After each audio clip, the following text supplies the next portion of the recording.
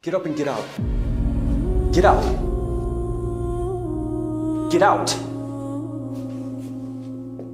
I have a question for you. Say Christ is Lord. Say Christ is Lord. Say it. You say Christ is Lord. Get out. Get out. Christ is Lord.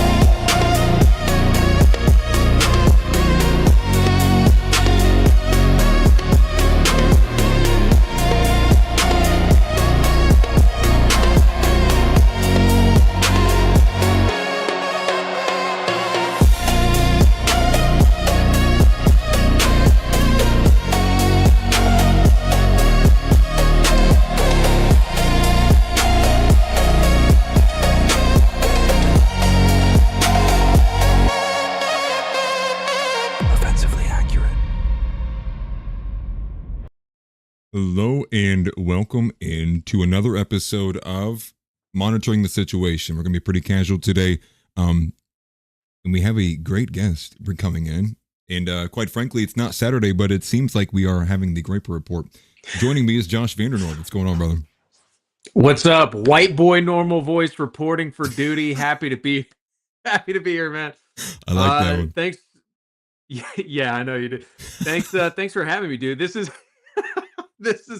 this is exciting. I like doing. I know we do Groyper report, but genuinely, I feel like when I'm invited on this show on Offensively Accurate, it feels like a little bit more relaxed. It feels like a little bit more casual and like fun, where we can just kind of shoot the shit. You know what I mean? Yeah. Trying to get better about swearing. Yeah, same here, man. I make mistakes all the time. And RIP to a brother. It's funny you bring that up on the swearing. I had a brother. It's hilarious. He's one of my closest friends, and he told me. He said, man, I got to tell you something. He gets real quiet. He like gets in hushed tones. He's like, yeah, I got to say this so my wife don't hear me. It's like, but she told me I need to stop using the word retarded so casually. And I was like, oh, R.I.P., man. I'll be rooting for you. Good luck. Because I couldn't make that. It happens to the best of us. And well, thank you for the super chat. Mitchell Black, Josh looking like a whole snack. Really? Not me? I'm not frame logging Josh right now. Impossible. But that was you are what do they call you, like Romanian or something? Albanian. They call me Albanian. Yes. Which funnily enough, it really never bothered me at all, like getting all of that. But I do feel like the more that if I were to continue this, people are just going to continually to say it, which something me and Nick share in common, right? Which is this element of everyone attacks you for not being white enough. Right, you have too many kind of distinctual features, whatnot, and I thought that was funny, which is another element of controversy right now. But we have a lot to get into, man. What were you most excited about the last couple of days, or rather enraged about the last couple of days? What was I enraged about? I mean, as much as I hate to say it, it's like I've grown numb to like just the Trump disappointments. I mean, I've been disappointed by Trump since his first term, and like I was watching Nick Fuentes back then, so you know it was obvious how bad it was back then. The Pam Bondi thing was egregious, and I knew also, and I know we're going to get into it, Nick Fuentes' take on Mexicans. Yeah, I knew it would rub all the Wignats the wrong way. Well, it's funny because are we not used to this yet? I guess would be the question that I would ask. And it feels like nowadays I'm getting so used to like the rage baiting, and like I can kind of see it. Like I know what it is, and just seeing the general reaction to it every single time. And we were talking about this in the green room just shortly before. Like I'm kind of getting tired of it. Like I'm kind of getting tired of seeing the performative outrage every single time he posts something or says something that isn't like 100% aligned with Wignat kind of ideology.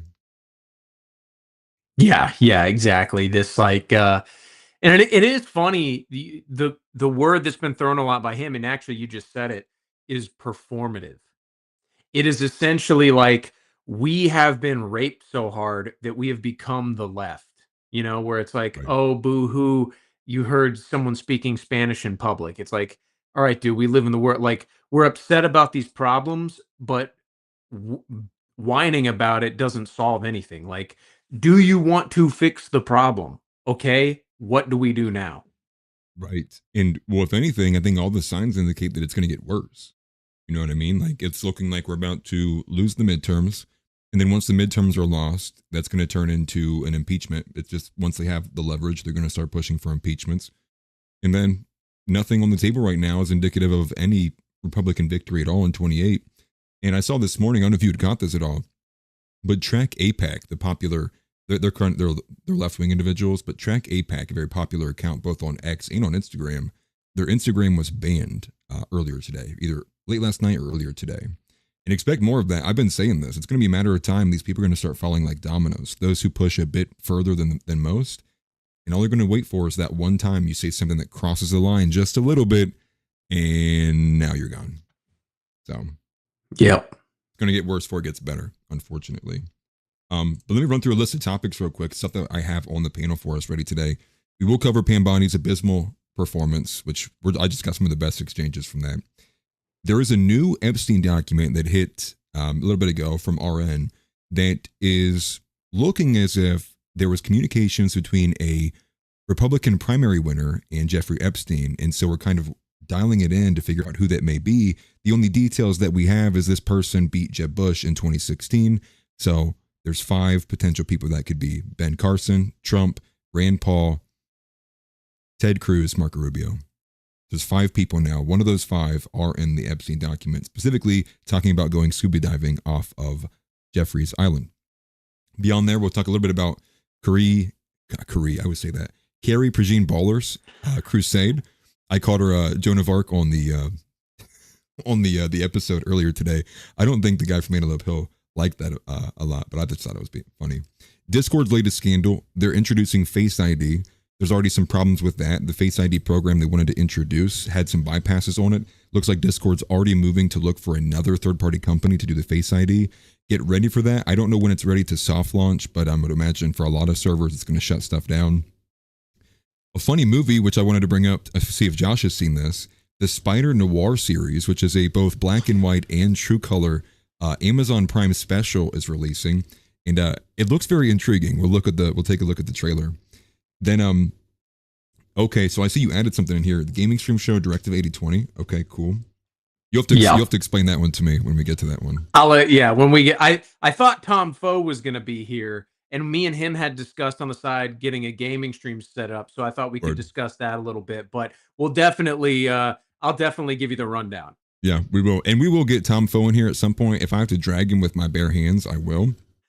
We have Chaos at the Ron DeSantis event, just a short clip I wanted to play there. The drawdown in Minneapolis is continuing, and it's Tom Homan once again stepping up to tell everybody that ICE is leaving, and the illegals win, the left's protests won. They're basically waving the white flag there in Minneapolis, and it is more of the same. There was another ICE incident that occurred that seems to have not gotten as much traction as the previous 2. Tim Pool, quote, "Trump is losing this one." We'll take a look at that video. There's about a 4-minute clip from CNN we'll take a look at. We'll also talk about Nick Fuentes' America First option, forgive me, or the yay button as he deemed it, which is his idea of how to win in the next couple of years, what we should be doing. Then we also have a little funny video of Clav reacting to Piers Morgan and Brett Cooper. And we're also going to talk about, is Josiah Moody a cuck? I'm not sure if you've seen that video that's been floating around at all from that, but it is a brutal one, and we'll save that one for last. We'll save the spicy bits for last. And I'll say this at the beginning. I have very few friends in this space. I'm more than willing to make enemies. Let's have some fun. So hell yeah, dude. Let's get started. We will drag you idiots kicking and screaming into a better age. Yes, with our bare hands. With my dirty white bare hands. But three short announcements before we get into the majority of it. If you didn't see it earlier, the Sword of Christ interview aired earlier today. That was with me and Taylor Young from Antelope Hill Publishing. We discussed the book The Sword of Christ by Giles Corey, and it is one of the best books I've ever read in my entire life. I encourage everyone to go and get it, and to read it, and to absorb it, and to live it, and to do that again with the next book. Also, follow me on Spotify and Apple Podcasts if you have not already. However, streams like this don't end up on there, but the Sword of Christ will. And third, you can support me at buymeacoffee.com/AtlasThugged. That way, for all of you who don't want to give money to Google and YouTube and continue to benefit the the ridge makers of the coins, you can do so there. I appreciate it greatly. So let's get started.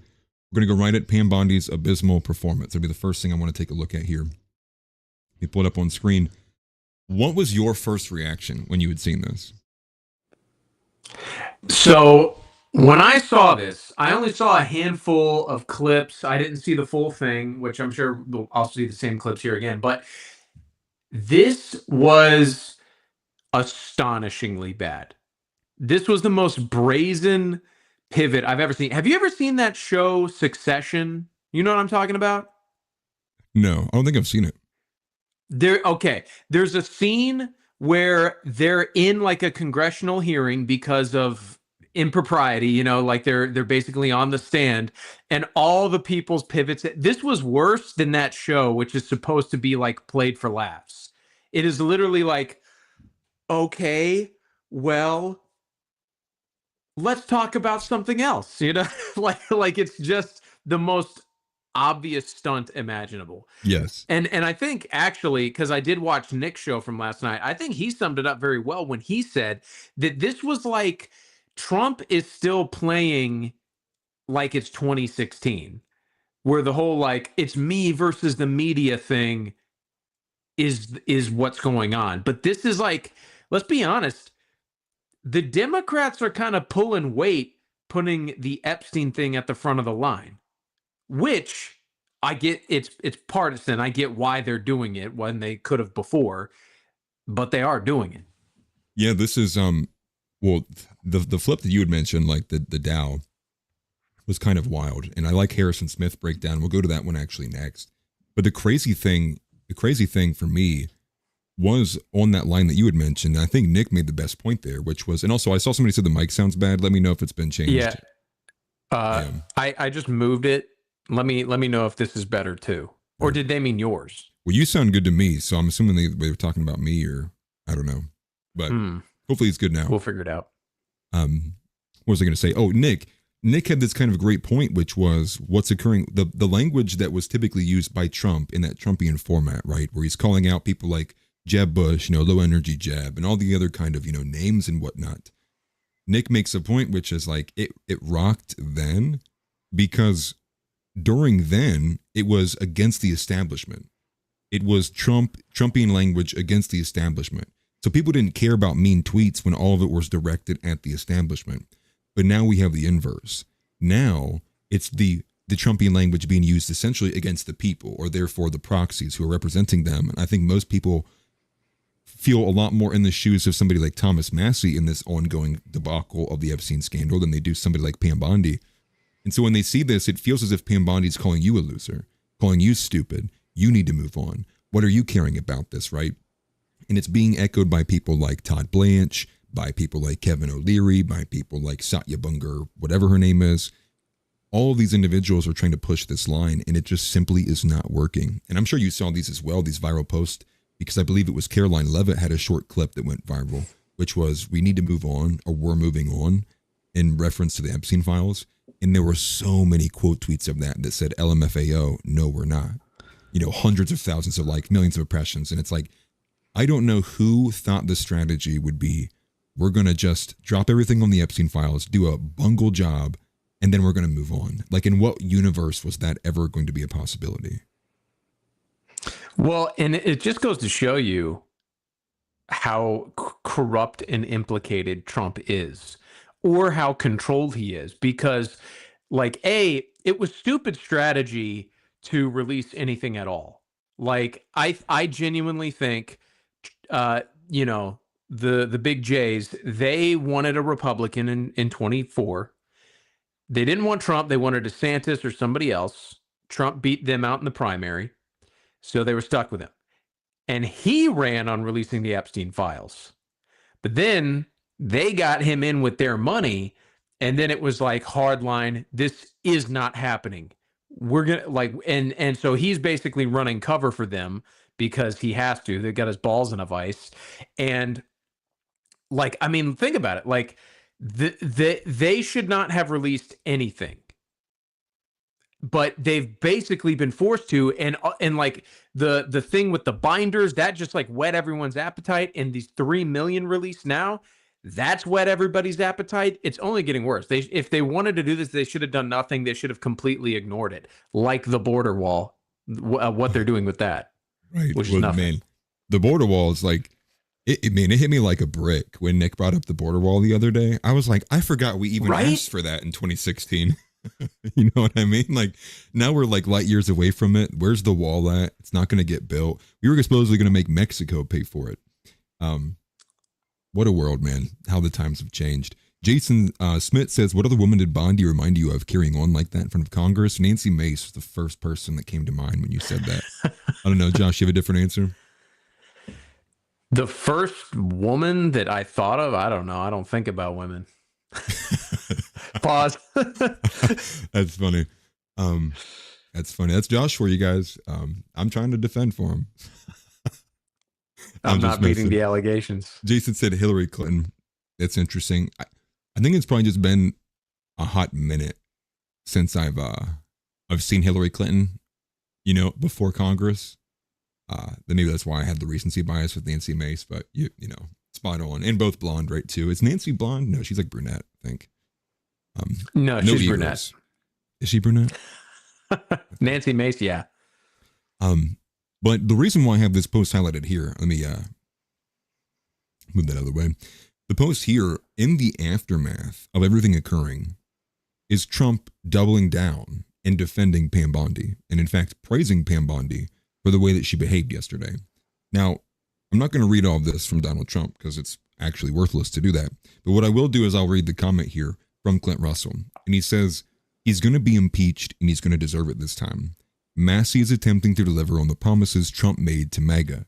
Every attempt to paint Massey as an enemy only highlights the fact that Trump has abandoned his core campaign promises. And you will see that Clint has ratioed them to at a 6 times degree there, 6 times ratio, multitude. And the reason I'm not going to read all this is because I don't even know if Trump wrote it, and it's more of the same. It's more of this, you know, goy slop, if you will. And to that point, I guess let me ask you a bit more of a broader ended question, Josh. Like, where do you think, I mean, what is the next logical step in your mind? Like, what, do you think Trump will do what Nick said, which is just finally cave in, take their own side, and try to throw someone else under the bus? Or are they just going to expect to drive this all the way down the station? All right, Atlas, I'll be honest. I wish I had a better answer for you, but the truth is I don't know. It depends on variables that I personally can't know. It's like I said, I think that Trump didn't realize how bad the Epstein files were. And I'll be honest, I don't think he was involved in some of the worst possible stuff. You know what I mean? Yeah. Like underage girls, sure. It's like, let's be honest, it's definitely implied that worse stuff was going on. But I don't think he was involved in that.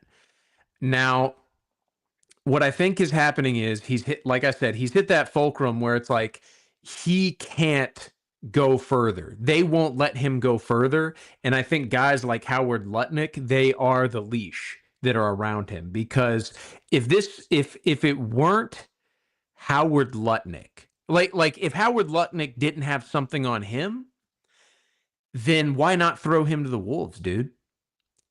Right. And this is actually, because this is something that Nick brought up on his show.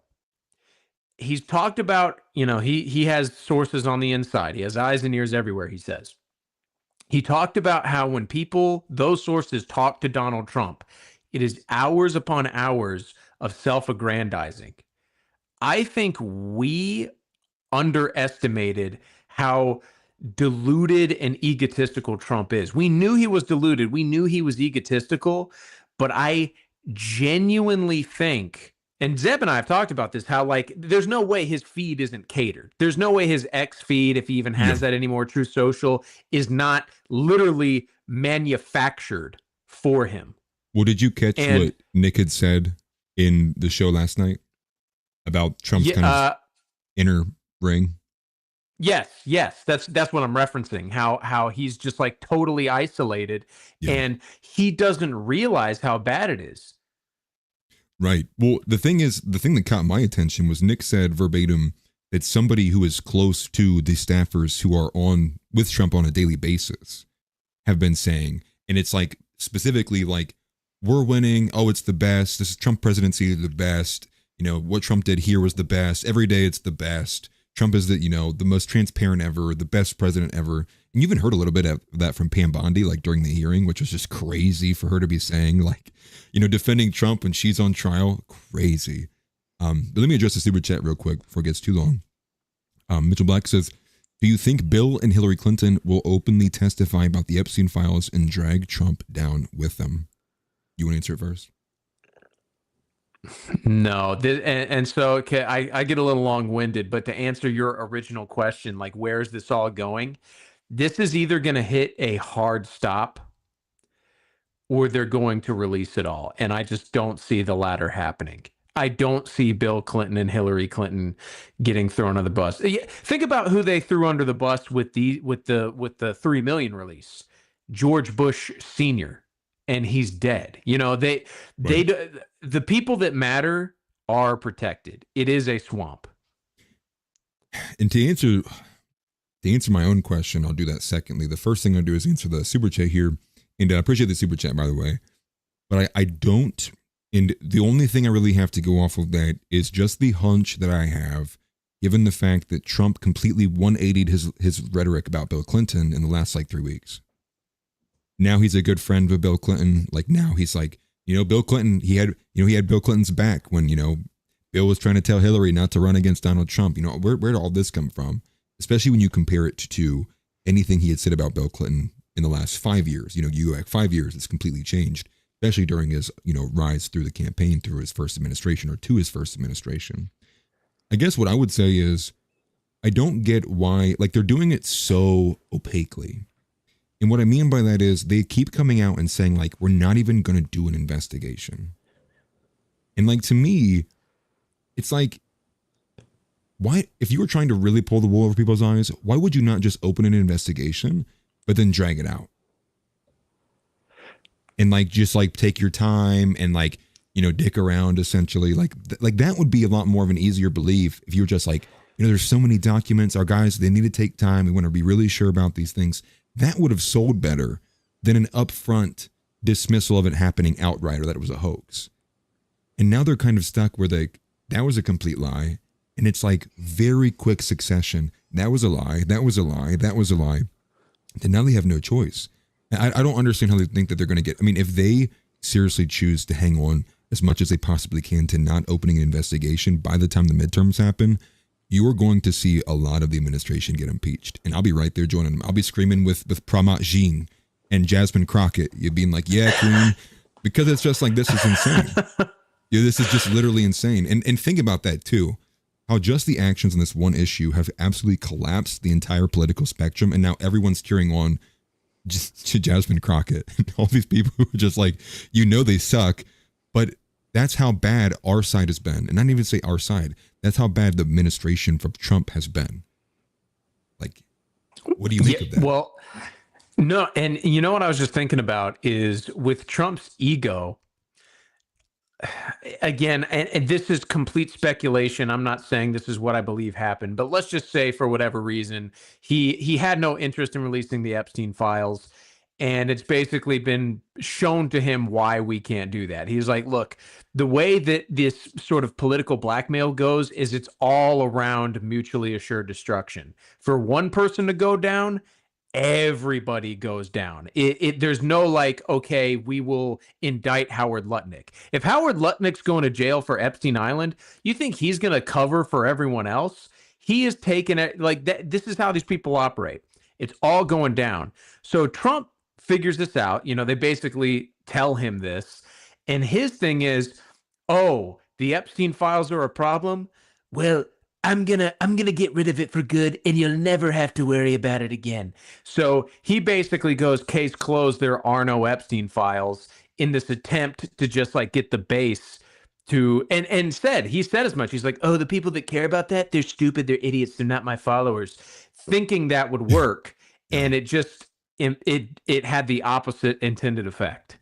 So you're familiar with the whole idea of like Monica Lewinsky and the way that was kind of doted out to Bill Clinton's resistance to Israel. And that was almost kind of like this threatening sign of like, we can drop a whole lot more. How much credibility are you giving to this theory, this idea that there is this kind of back and forth between what, and this is, to be very simplistic for the argument's sake, the theory would kind of amount to this, that the administration kind of got a wink and a nod by Mossad, Israel, etc., that they would not release the Epstein files so long as the America did X, Y, and Z. But what happens if it was like, okay, now that you did X, Y, and Z, now we need you to do A. And they're like, hold on, you said that we didn't need to do A. Oh, now we need you to do A, or we're going to drop the files. And part of me does feel this is a bit true, given the fact that they were so confident at, go back maybe 3-4 months ago, that it was a Democrat hoax. Now the rhetoric has changed, which makes me think, what is the mechanism that's kind of pushing and pulling here between they're all the Epstein files versus it's completely fake and a lie. And that element to me would almost be, is there a threatening foreign element in there, and they're the real holder of the files, the ones who are pushing the dials, pushing the buttons, if you will. I think you hit it on the head, Atlas. That makes a ton of sense because, and I kind of hinted that at when we, earlier in the show, is that there's something about this whole situation that feels off.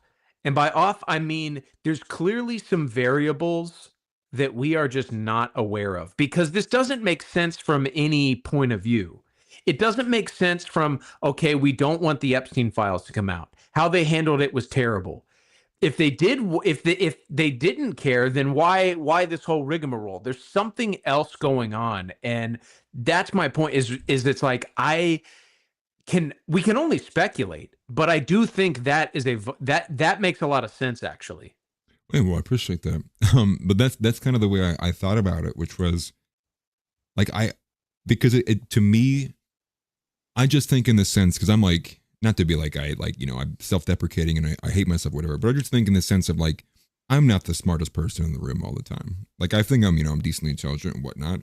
So if I'm thinking about it strategically, and I can in a matter of a few seconds think of a matter of strategy of how to like scandalize the Epstein files and make the American people hoodwinked, and they weren't even doing that, to me is like something else, like you had mentioned. There's some other axis we're not seeing. It's like we're looking at X and Y, but the Z axis is not on the screen. So we can only see like 2/3 of the actual overall thing. And it's like if everyone's trying to guess, like, what is this other element here? And not to mention too, just the overall disappointment with how everyone's kind of already moved past the Jewish supremacy element.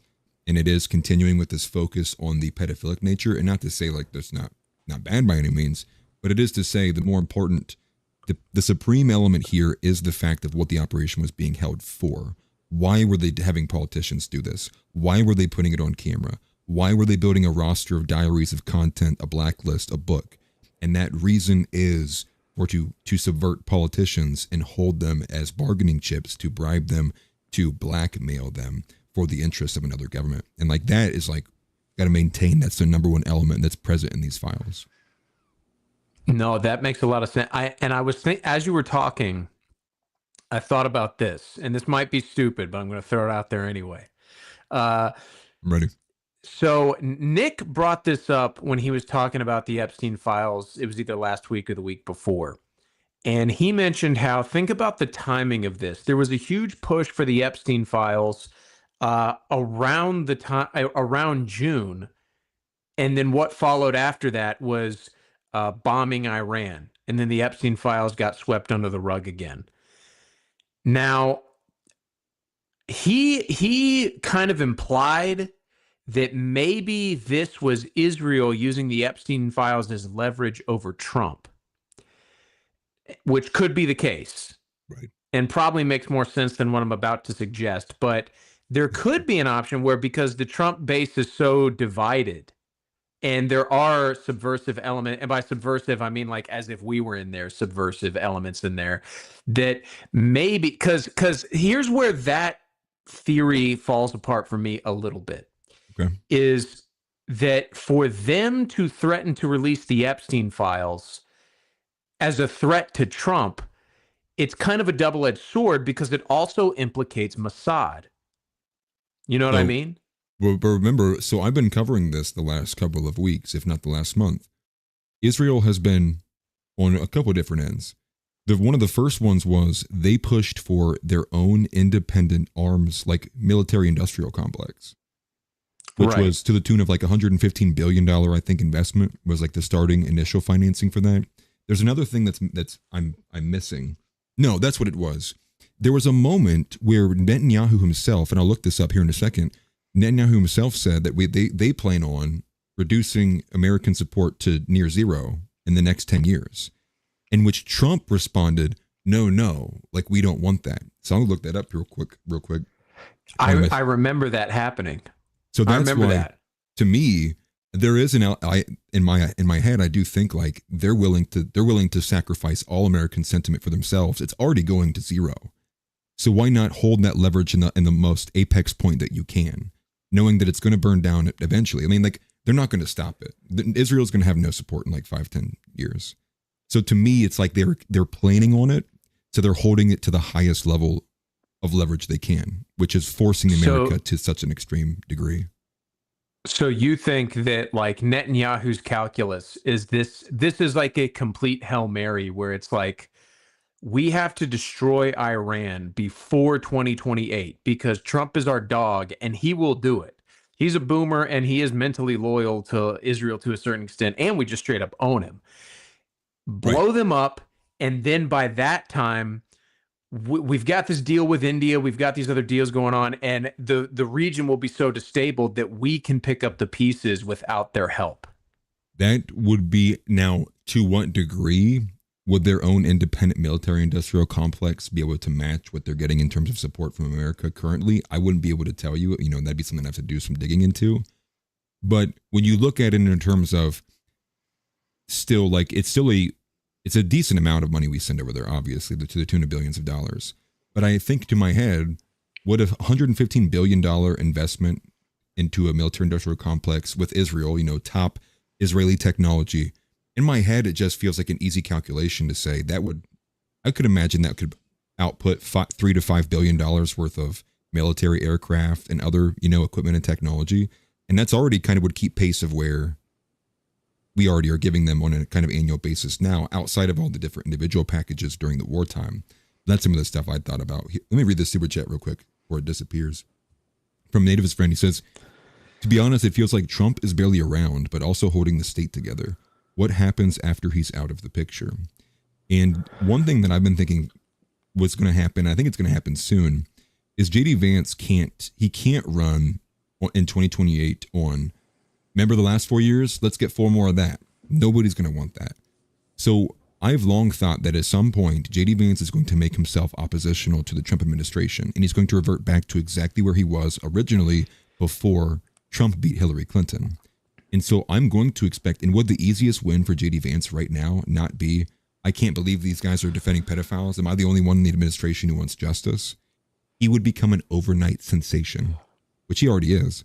But people would rally behind JD if he came out in such a stance. And that would give him a bunch of energy going into 28. But I think right now it's too early for him to do that. I think he's biding his time when that point would be given the most momentum running into 28. Because right now it's still early. We're still in the early periods of 26. A lot can happen before 28.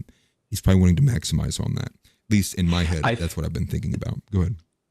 Yeah, I was absolutely going to say, I always thought that like that much is obvious that Vance is going to pivot. I thought the strategy would basically be wait for Trump to lose the midterms, which that was always going to happen. Like never a doubt in my mind that was going to happen. Wait till the midterms, and then he doesn't have to, because then if he rebelled against Trump before the midterms, then they could blame it on him. Oh, we need a unified front, and you're causing discohesion, or decohesion. But after the midterms is the play. The problem is things are getting so touchy already.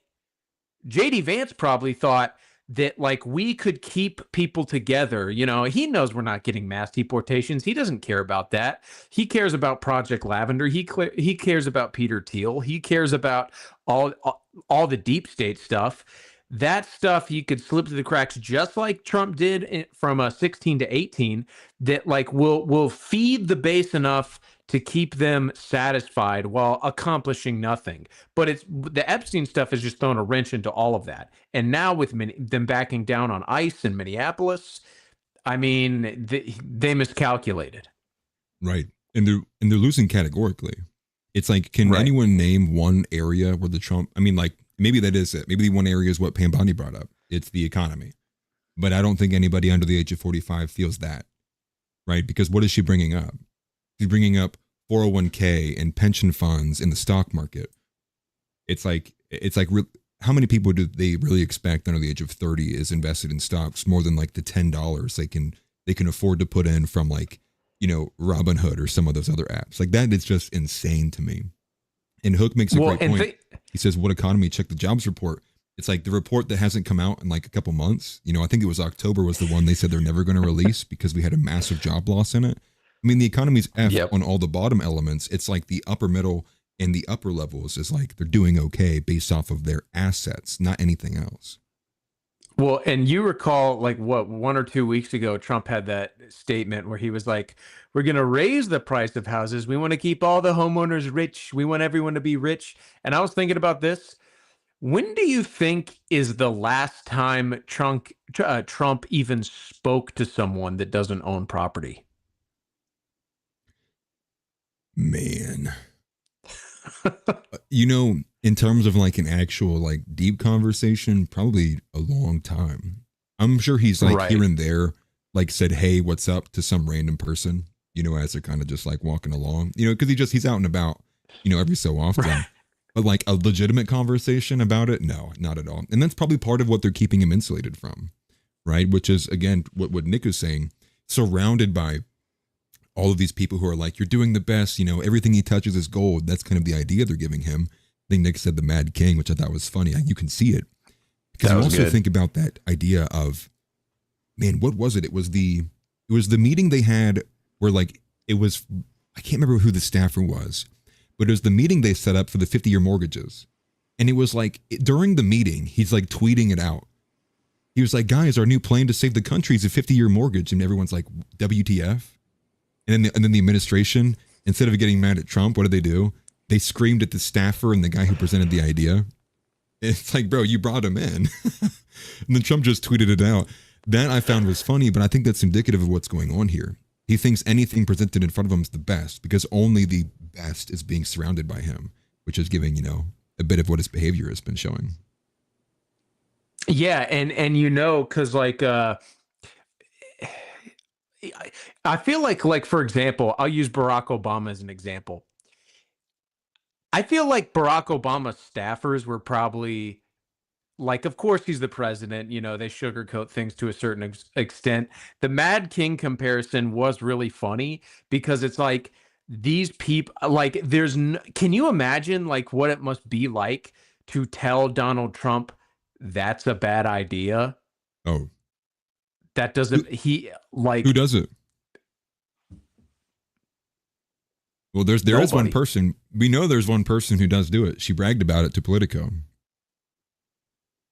Who's that? Susie Wiles. Do you remember that? You're right. Talking about the inner ring and how she manages it. This was one of the fears of Nick going into this administration was all the reports about how she runs everything from the top down. You also throw in Chris LaCivita in there, although he seemingly has been boxed out since. And it largely was the infighting between Susie Wiles and who was the original campaign manager? Is that Corey? It's not Corey Lewandowski, is it? It was Corey Lewandowski. It is Corey Lewandowski. Okay. And it was like, the quote was something very specific. It was, sometimes they hold votes and sometimes Trump wins. I'm paraphrasing to the effect, but that's what Susie Wiles said in this kind of tell-all to the Politico. And it's like, what does that mean?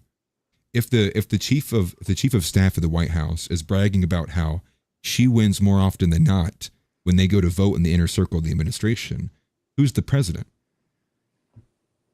Is it Susie Wiles or Donald Trump? Like, who's owning the command there?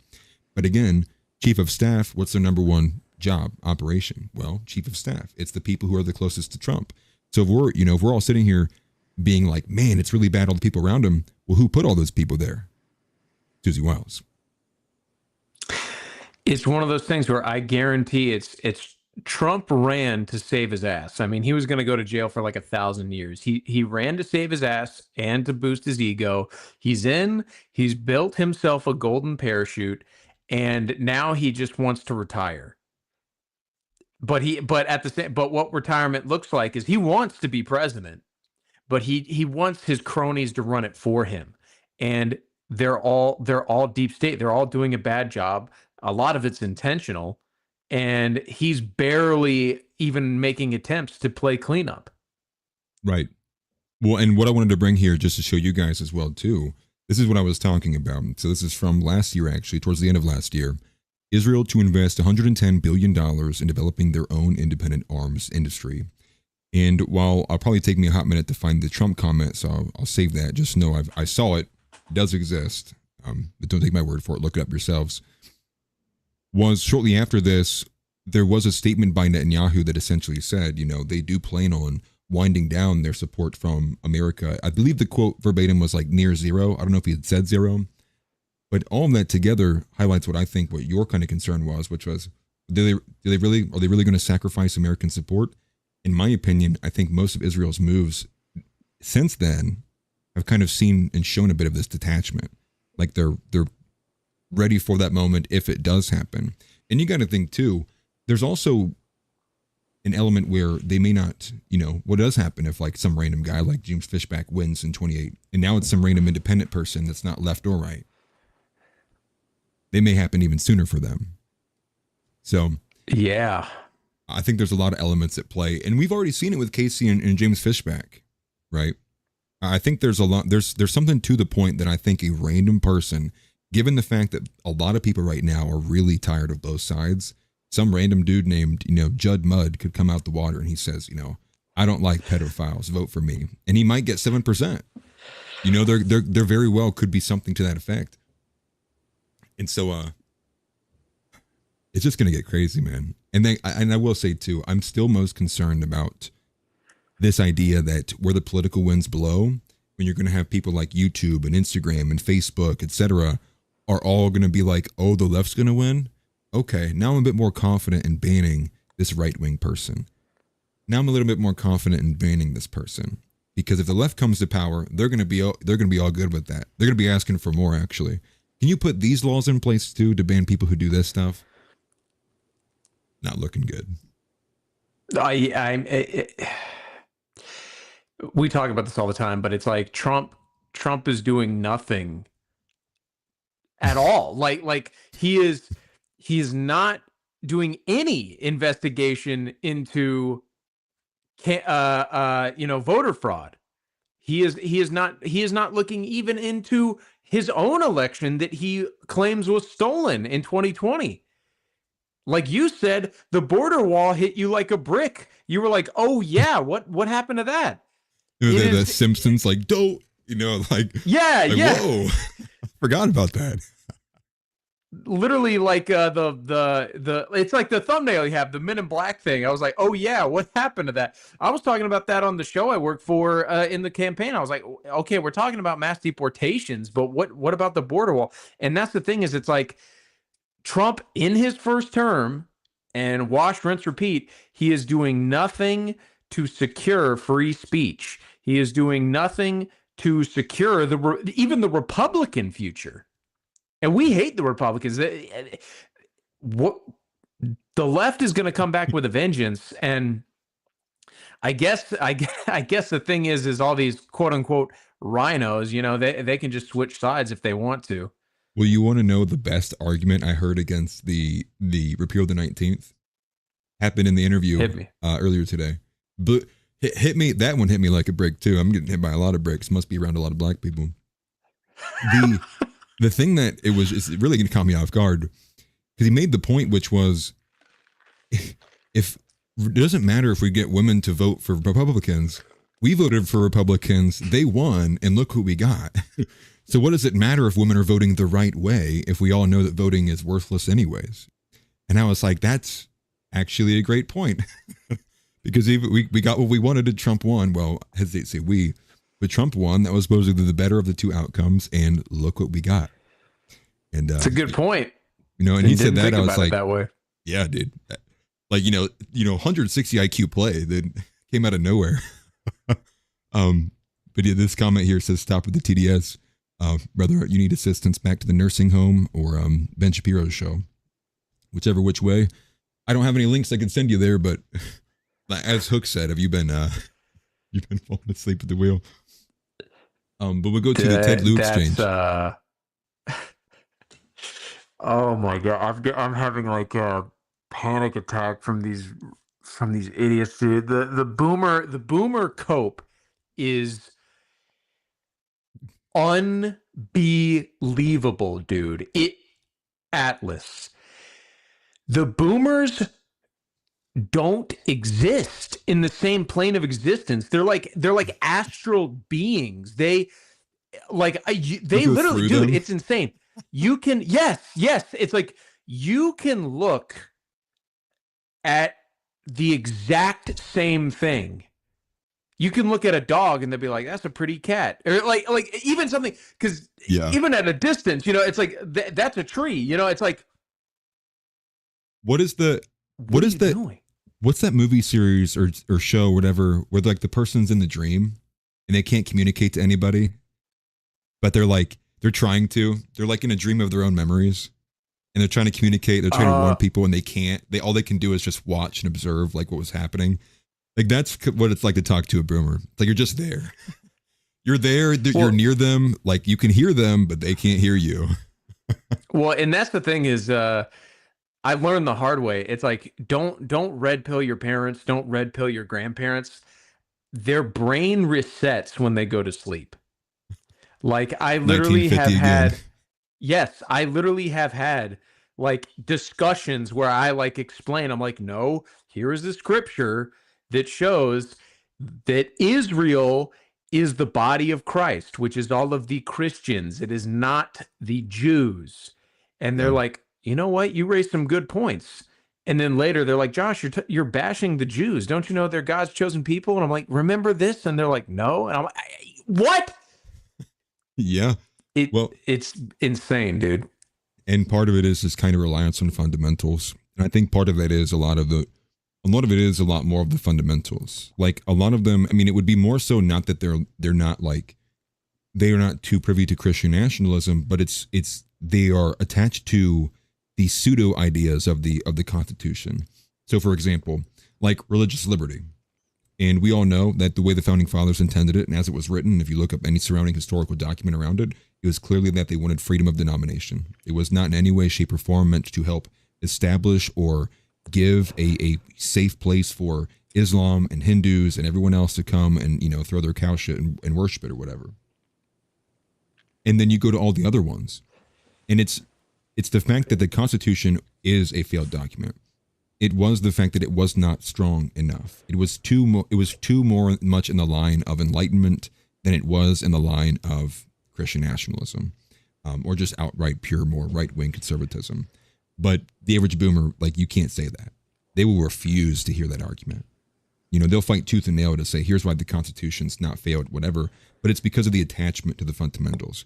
It's an attachment to that, which is ironic given the fact that the people who built that, shed blood for it, and wrote for it would have done things to our current government many years ago that they refused to because of said liberal ideas that have since run rampant. And I'm glad that Margaret Frogger brought this up too. I covered this story a little bit ago, and this is in reference to what you were saying, right? Not going after any of the elections. We get Harmeet Dillon coming out and saying the statute of limitations is why they're not going to pursue any charges on the January 6th committee. But you know what they are pursuing is he's suing the IRS for his leaked tax documents. I believe, I can't remember the exact years, but that's what he's going for. And who is the money going to come from? Well, the money's going to be paid out from the general fund, from the Treasury, as testified by Scott Bessent, meaning the taxpayers are going to be paying Donald Trump for tax documents that weren't leaked by the people. It was leaked by the previous administration, or maybe it was 2 administrations ago. And it's just insane. Like that's where their prerogative is. That's what their priority is to go pursue that for the financial benefit of not only Trump, but his 2 sons and his business that are all listed on the filing. That's your president. That's what they're concerned about. It's about self-aggrandizement. We are so beyond like the Trump phenomenon here. Like I could care less what happens to the administration. I could care less if the Democrats win by 99,000 bajillion points. There's nothing here at all for me at all that I have any kind of sentimentality towards Donald Trump. It is a complete scam, and I'm 100% over it. I don't know if you feel the same, but I'm ready to see these people lose. I'm ready to see Donald Trump go to jail forever. I do not care about him. He does not care about us. I was all for him in 2016. I fell for it. I mean, we all did. I feel like an idiot for having supported it. And I'll admit that like when he won in 24, I didn't vote for him, but I was like, there was excitement. You know what I mean? I was like, well, he is a lame duck this time. We'll see what happens. It's worse than his first term, dude. Right. Much worse. Unbelievable. And honestly, and Nick said this because I'm not familiar. He's talked about, he's kind of alluded to how basically with like Trump coin and all these scams, these people just got in and they're lining their pockets. They are like looting the system to line their own pockets. And Nick has insinuated that they're going to lose the midterms. They're all going to be indicted, and it's going to be a bloodbath. And I hope so, dude. I hope Howard Lutnick, Pam Bondi, Christy Noah, I hope they all go to prison for 1 billion years.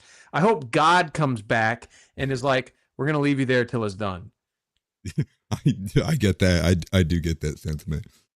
This cracked me up. This comment here. And also a massive super chat hit too. Thank you very much for that. We'll get to that in just a second. Thank you very much. This one here from Mystique seems inaccurate. I'm pushing 50 and I don't forget yesterday or the Jews just because I'm becoming dust. And this is funny.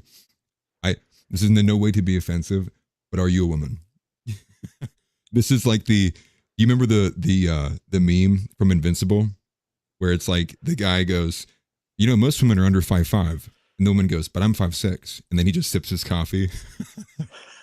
This is the idea of like, I get there are exceptions to the rule, but we're talking about generalities. That's just funny. Not to be harsh or be rude. I just thought that's pretty funny. I'm not like the other girls. Yeah, right, exactly. You did the meme. I thought it was funny. Massive super chat from Secred95. Thank you greatly, man. I appreciate that. It's a blessing for you guys when you send the donations in. It helps a lot. And helps get my wife to not work, and she can annoy me more at home. And it's going to result in me getting a Switch here soon. Anyways, no, I'm just kidding. It's a joke, YouTube. I was joking in Minecraft. But he says, hey, you Atlas, long time, no super chat, bro. Love your content. And I appreciate it greatly, man. Thank you. And we're going to be pumping out a lot of content in the next couple of weeks. I really have to step it up because it's time to lock in. Thank you very much.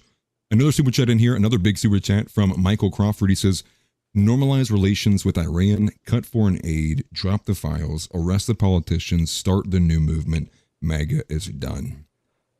Yes, I completely agree. And also appreciate the super chat. And I agree. This was my argument, actually. One of the base arguments I had towards Chuck Mason in one of the opening arguments we had on NAV, which I don't know if we'll ever revisit, but it was one of the opening arguments I had. And it was the idea of you cannot take nukes away. You just can't. You can't take nukes away.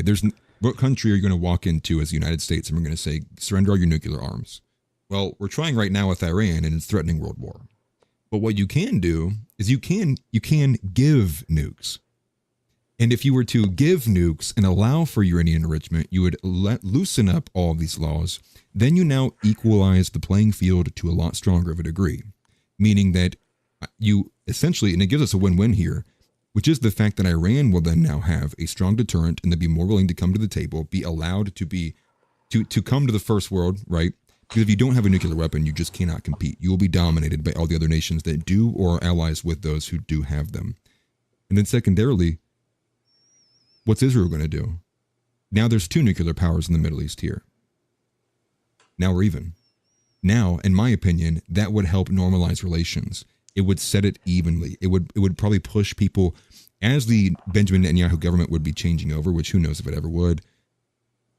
Maybe they would be more friendly to the idea of not the Greater Israel Project, maybe they would then recalculate what they can and should be as a nation state, and maybe they would begin to dial things back. And it's not to say we need to worry about making them pay for all their crimes, but I would at least take them being peaceful as a W. But go ahead, Josh.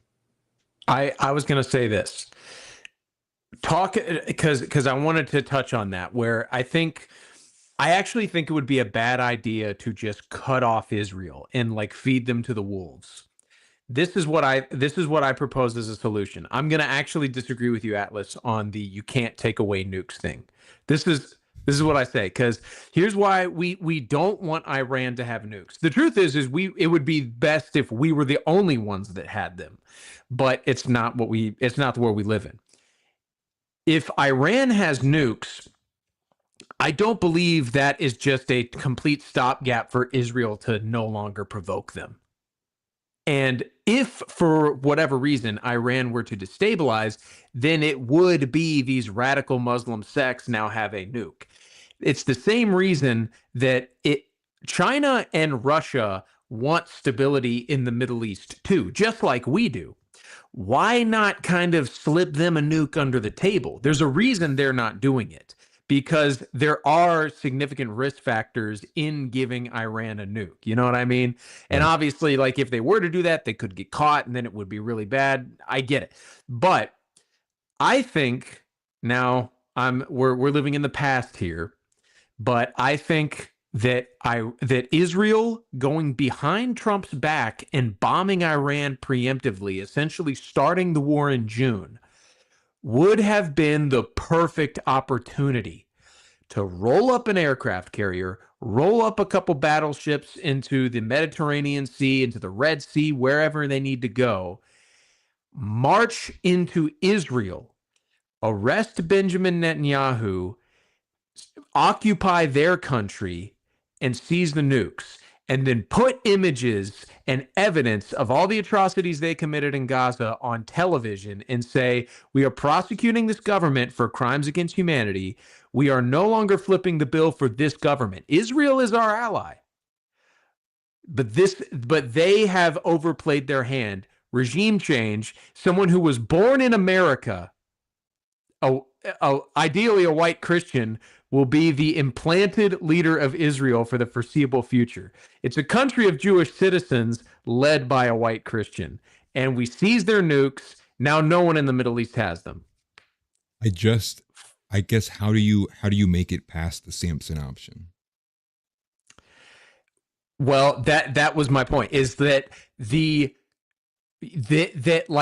conflict, the pending conflict with Iran is the Trojan horse to get boots on the ground there. Tell Netanyahu, you pissed me off, but you know what? You're our greatest ally. This is an opportunity. I mean, Netanyahu bought that we were going to help him out because we did. That would have been the perfect opportunity to essentially do something. I'm okay with some draft. If you recall, I forget which year it was. I think it was the '73 conflict with Nixon, where they wheeled out their nukes and showed them so they could be seen with satellites as basically a threat to the United States. You better come help us, or we're going to nuke everybody. Look, let the situation get to that point so that their nukes are out in the open. And it's like, okay, we're here. We're going to help you. Ooh, just kidding. Mine now, no takesies, backsies. Well, what's funny is when you had first mentioned the, we can't give them there's like the difficulty in giving them nukes, or all of the difficulties with that being attacked and whatnot. It made me think of that meme from Iron Man. I believe it's the first Iron Man. And you've been using Jeffrey Epstein for all of these, and it's the meme where it's the guy getting angry and he's like poking the scientist in the chest, and he was like, Tony Stark built this in a cave, and you were saying that, and all I could think in my head is that Zalman Shapiro sent nukes and radiator trucks into the Middle East. How can you not enrich uranium? Because that's the story, right? That's what Israel did. They put nuclear material and radiator trucks in a small town in Ohio. How were you not sending nukes up? And that's just kind of, in my head, just funny, although it's not funny. The thing with what Hook is saying here, I have to disagree, and I have to disagree pretty heavily on this. There is evidence, given the fact that there was a point of sale that happened, I believe.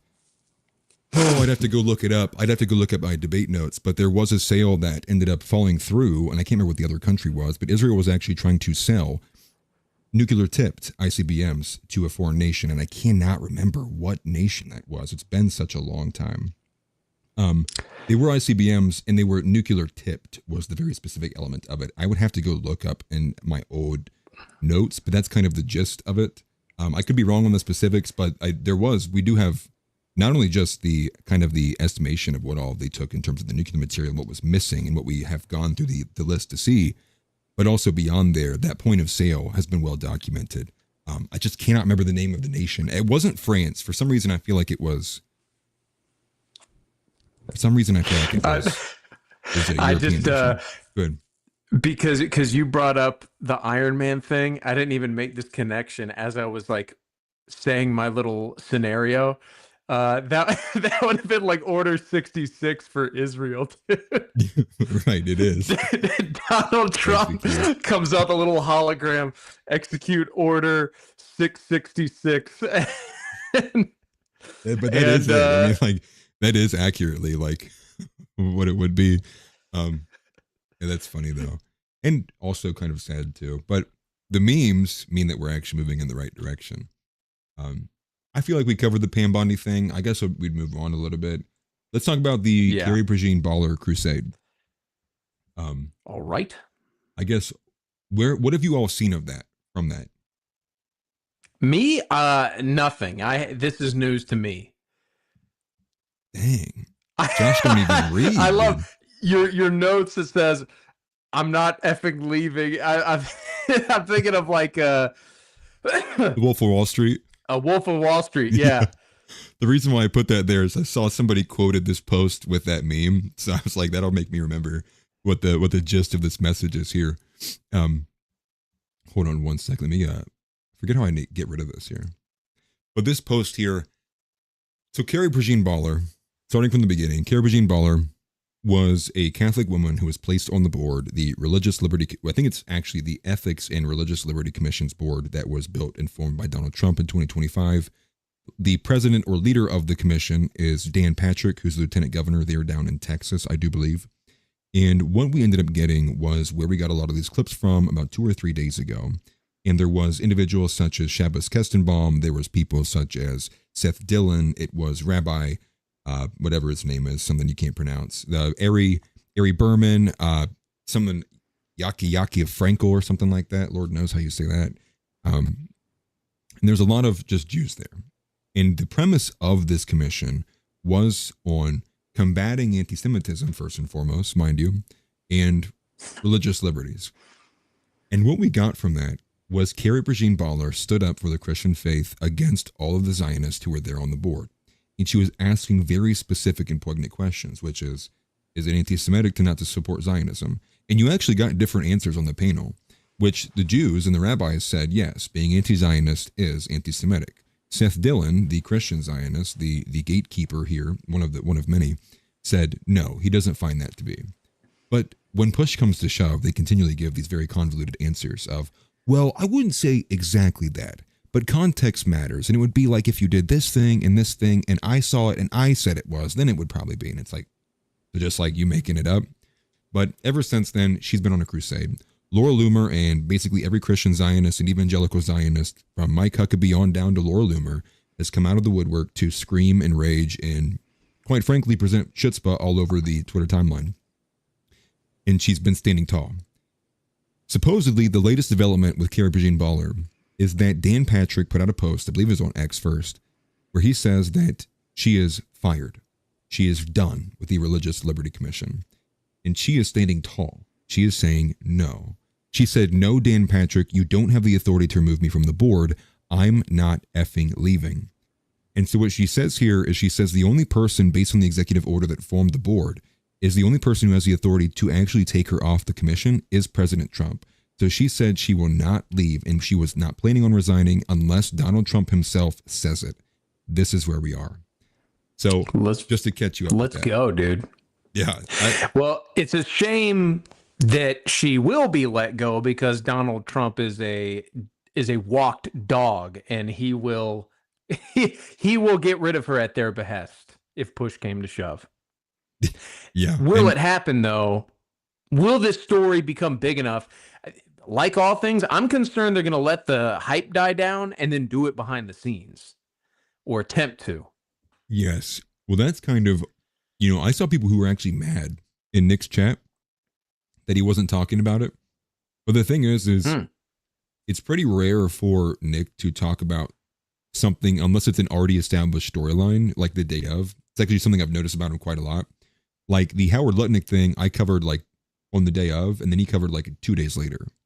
It's kind of common, just common from Nick. I think he kind of gives it time to sit, to formulate a front to back opinion on it, which is, why we appreciate him being a strong orator, being able to give you a very good breakdown and analysis of these things. So I wouldn't take anything from that at all. But I did have a thought where I was like, is this the future? Like, were we all wrong? Do we actually have to just put our heads down and go full e-girl? Use Carrie Boller. She's the hammer. She's the battering ram. Use her. Is this the path forward? Would you be willing to accept that? I guess. I would, because here's the thing. I'm like, we're no strangers to woman bashing here. Women are the problem. Women are the biggest enemy. They're worse than the Jews. Totally. But here's the thing is, when they're standing on business, let them be. Because I will say this to women's credit, and to black people's credit too, when they have the right takes, is women and blacks have not had to face any consequence. Women for eternity, essentially. Blacks for the last couple hundred, like the last 100 years or so.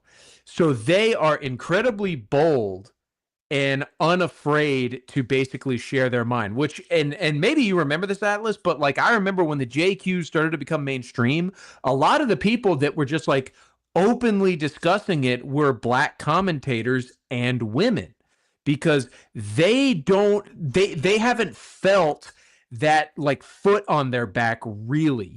They've basically, when they're talking all their normal stuff, they just feel like the world is their oyster. Then the JQ enters into the fray, and it's just business as usual to them. And I can attest to this in my personal or professional life on the radio show, is whenever the guys call in and the men of any age talk about a sensitive issue like race, for example, they pussyfoot around it. They say, well, you know who I'm talking about, and blah, blah, blah. And then a woman calls in and she's like, I'm sick of these blacks, they'll just come out and say it because they face no consequences, really. And just how, to me, I was just really sad because I'm like, over the last couple of years, and you guys have been following me, I've been ingratiating myself with like as much as I possibly can, red pilling, the speed run on the red pill. And you see some of these Catholic, like the, Catholics coming out arguing against her. You've only been a Catholic 9 months. You don't understand Catholic theology. What are you talking about? Anyone with even a slight bit of a grasp over any Christian in general theology pre-1896 knows that the dominant view of all church fathers, and the majority of church fathers, if not every single one, was in line with where Carrie is at. But they rely on the fact, much like the media does, that the average person is literally retarded. That the average person's not going to look it up. That the average person sees a check mark and 200,000 followers and they say, this person must be trustworthy. Consensus is dominating right now. And that seems to be, it's rather unfortunate because it's so easily disprovable. Somebody had something up here. She does support Candace Owens. I do think that is a little bit of a negative. But what woman doesn't? This is Candace Owens is like the housewives of DC. You know what I mean? Like, all women kind of follow along with that stuff. And here's the thing: Nick extended himself to squash the beef with both Candace and Ian Carroll, and I think we need to get in a bit better of a habit of that. I think there does need to be an open kind of mind to where we are with this. What's the word? This coalition, the America First coalition. Where do we draw the lines on the friend-enemy distinctions? And I think Nick was pretty clear with that. a coalition where Sneeko and Myron can both exist in the same plane as Nick Fuentes, in the same way as what's the word? Who's the other people? Candace Owens, and I don't know if he mentioned Tucker Carlson. There's someone else that he mentioned too. It might have been Ian Carroll. But redefining Ian Carroll, I think it was Ian Carroll. Those are people I'm willing to have these temporary alliances with. You know what I mean? And this is crazy. This is crazy. So what? This guy's cortisol spiking so hard right now. What's the weather like in Tel Aviv? What's the temperature over there? I'm going to check it out. He also says Catholicism is not against Zionism. That's crazy. And how much longer are you guys going to play the victim? Crazy coming from a Jew. Woo, man. The big blue jay. Wow. That's crazy. Okay. That's not even worth actually even engaging with, to be honest with you. You need to do better. Propaganda is not working. Try again. Come back with something stronger. This guy didn't win the Hasbara competition. Get back in there and win the Israeli version of the ambassador. You lose. Oh, goodness. The synagogue is that way. Yeah, right. That's crazy. Imagine lying with that much confidence, too. Mugger Fokker says you given Josh a bad name. That's funny. That's hilarious. And I will say on that question though of the Israeli state, I liked what Nick had said about it too, which was the pragmatic position, which was that's not the question that matters right now. It's relevant. You know, should Israel exist? Quite literally it does right now. You know, and so what he says is like, well, what are we going to do? We're going to bomb it off the face of the earth? Like, no, like we're not going to incinerate millions of people because we believe that the state shouldn't exist. And so I do agree with him on that element that the, what's the word? It's irrelevant in terms of like moving forward in the kind of questions, therefore, you know, beyond that. Uncle Hal says, the land of Israel is seen as sacred due to Christ's life and sacrifice, not as a divinely mandated nation state. Thank you, Uncle House. Were you going to say something? I was going to say, because like my dad, he's not a Zionist, but I have had this discussion with him where it's like, he thinks the land must be protected because in Scripture, Old Testament, it talks about how the land is special to God. And I can't remember like I didn't even bother to like debate him on that. Like I said, you know, don't debate your parents. But to me, it's like, okay, well, let's take that argument to its natural conclusion. Shouldn't we own it? That is true. We should. But not in the Jared Kushner way of owning it. You know what I mean? like you know what I mean? Like in the way that Uncle House just put it in there. Like we respect it. It's like this is the Holy Land. It gets a level of respect. Not that we're trying to sell beachfront property on the corpses of millions of, you know, dead Palestinians. Right. Who are, and here's the historical irony that we talked about a little bit earlier. The Palestinians, the people who are being, you know, napalmed and whatever else, you know, here's a food box. Do you know the UN, like they've ceased their main line trying to get food into Gaza? They stopped that like some time ago. It's just like it's getting so dangerous and it's pointless anyways. And I had to look that up. I was like, wait, the UN just gave up? The UN just gave up on their mainline food supplies? But the point I was going to say is the Palestinians are the closest to the actual lineal descendants of the true Israelites. So there's some historical irony for you. And that is funny. He asked for a theological reason why Catholics shouldn't support Israel. Well, Israel is the Pharisaical. Let's start from the beginning. The reason why Catholics should not support Israel is because the current formation of what Israel is a mirage. What the current nation state of Israel was the mass immigration and migration of a bunch of Jews, Ashkenazim, from Europe into Israel. And they are built and based off of not just a forking away, but an actual downright rejection and a perversion. That form of Pharisaical Judaism is defined by its rejection of Jesus Christ. Couldn't get any further from being an opposite than couldn't be any closer to an opposite than what it is. They are two sides of a different coin. It is the bastardization of the original faith. I mean, the Judaism of Moses' time was done away with and doesn't exist anymore. Well, and the thing is too is it's not even just on the religious elements too. It's that this nation state of Israel is for all intents and purposes, it acts and behaves as a secular state anyways. So there's no even really kind of like theological reason for that supporting anyways. It's more so the question would be, do you support people who hate Jesus Christ? And my answer is no. I mean, you want to simplify it to that. Do you want to should Catholics support, and I guess in the sense of should they support, not genociding those people? Well, of course, yeah. And that's kind of why I brought up the irrelevancy of should the nation state of Israel exist. We're kind of past that point. The terrorist organizations already killed a bunch of people. They established it, and such is the way of the world, right? Conquest. It's can you keep it is kind of the question. But I feel like we're going to move on to something else. Do you want to say something? Or no, I mean, I feel like we're just the Israel thing. It's like everyone here right now, they get it. So I don't really have anything to add. Usually I only see Jews like that on Groyper Report. I think I get it. Dude, I remember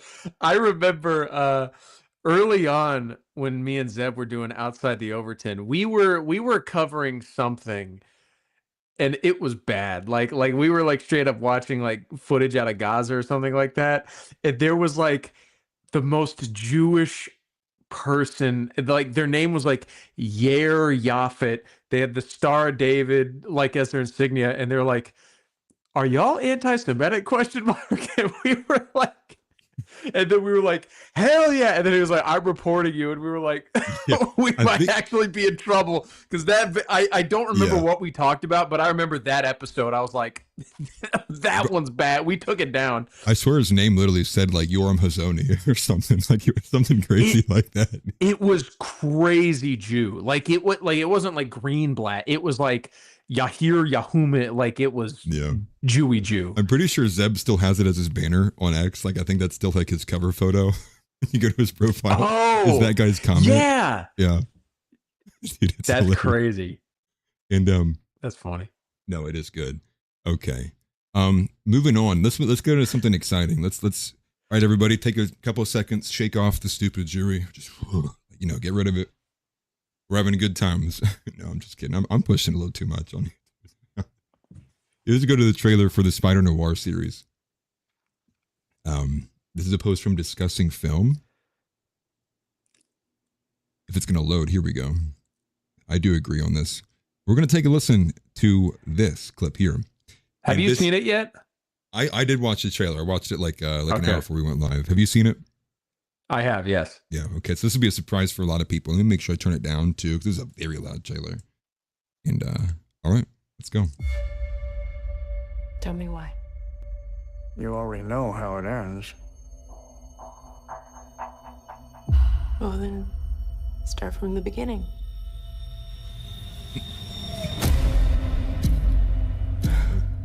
Ticks. Thoughts. Impulses. I manage to suppress them most of the time. What's going on, Ben?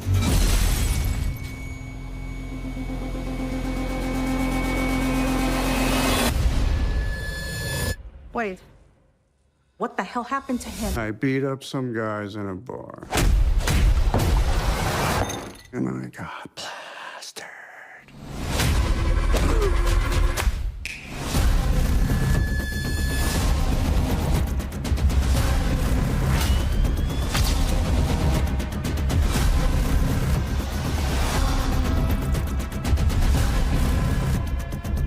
What are you thinking about over there? Bit of an existential crisis, if I'm honest. Struck a nerve, huh?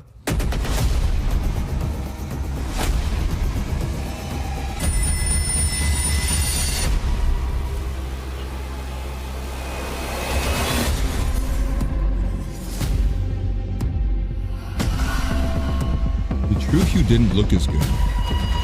I will say it did not look as good. I like the black and white. It was this scene sold me on it though. I wasn't sure That about right it there? until that scene. Then I was like, okay, Now, maybe I'll watch it. yeah, I'll be honest. I'm very excited for this because I like Nicolas Cage, and this is clearly a comedy. Like I was like the suit looks like crap. You know what I mean? But I think that's kind of the point. And that black guy who's in it, he's a comedian. He's always in comedic roles. So this is definitely supposed to be a comedy. And I'm glad it's a show because like here I'm nerding out a little bit here because I love Spider-Man. I bet like they're probably gonna do because it's like like the 30s. It's gonna be Kingpin will probably be the main bad guy, Yeah. There's a split, like literally when I watched it originally, I had to slow it down as slow as it could and still had to like pause it second to second.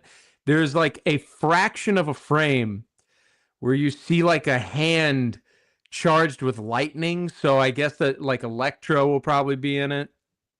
I did see that in the fire as well. Yeah. I guess the question so I'm is, very excited for this. is it Goyslop? Okay, here's the thing. No.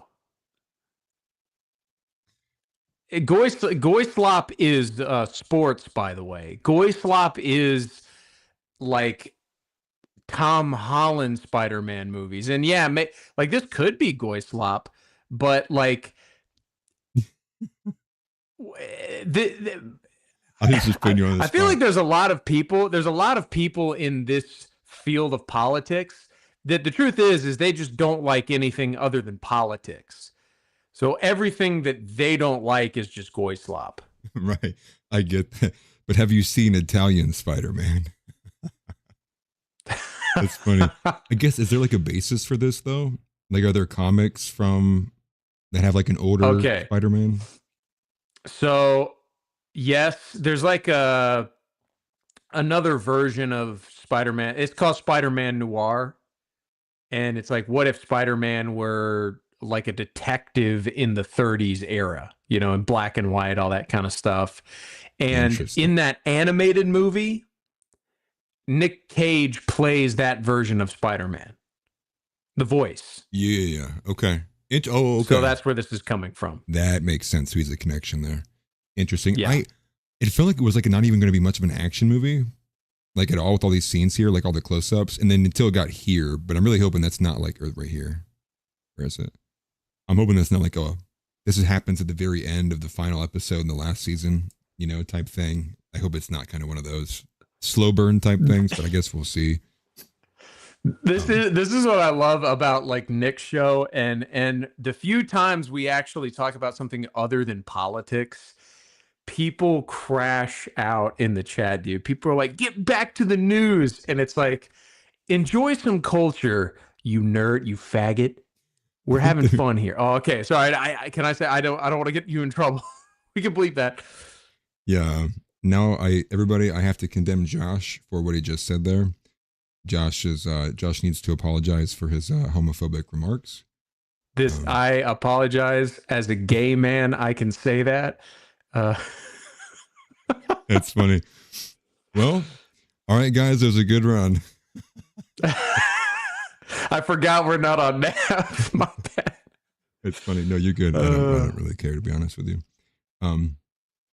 Clip it, Hook. Everybody clipped it. All right, it's the final run. That's funny. Hey, if you go down, I'll go down with you. That's fine with me. I guess we'll move to the gaming stream. Directive 8020. You want me to play this? Yeah. So basically. And I wanted to get your take on this, because when me and Tom and Jack have done Real Talk the past few weeks, we've talked about before how we need to do a gaming stream, and we brainstormed on that like before and after the show on like things to do, and we talked about playing Until Dawn. Do you know that game? Before Dawn. Until Dawn. Until Dawn. Yes. You're aware of that, 4v1? and yeah, no. It's like a role play game where it's like basically the whole game is just like a cut scene, but you decide That's good. I love you, smelly balls. You decide like what choice for the character to make and whatnot. It's a fun game, and you play it with like up to 5 people. That would be a good like NAV gaming stream thing, because it is like you're shouting at like Tom to like make the decision you want. I've played with my friends. It's super fun. That'd be a good like. So this is like by the same people that made Until Dawn. It's a new horror role play game. So, and it comes out this May. I thought that'd be really fun for us to play on the gaming stream. Word. Okay. Yeah. Yeah. Okay.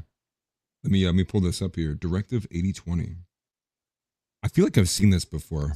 Maybe I'm wrong though.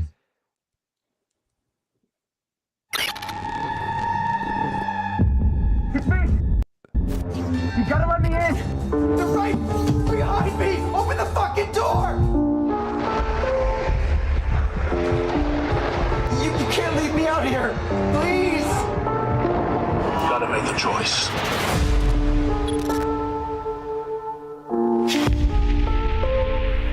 Yeah. Fuck you! Fuck you!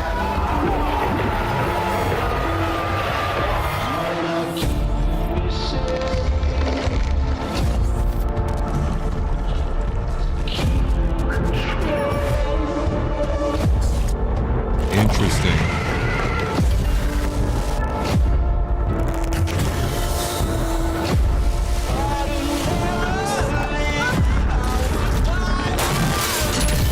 Not one goddamn step.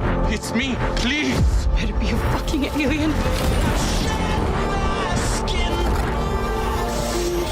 Leave me out here, please! The question is, what are you going to do about it?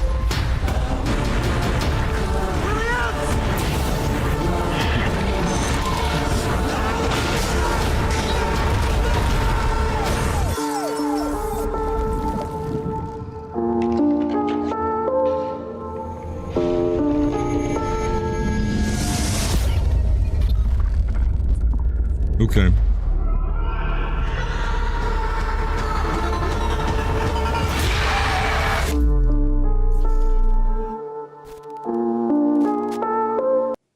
So this is, I'm thinking of what is the game, man? It reminds me of a lot of the game series that they've made a bunch in a row where it's all kind of like this. It's decision based and it's like quick time decisions. I can't think of the name of the game.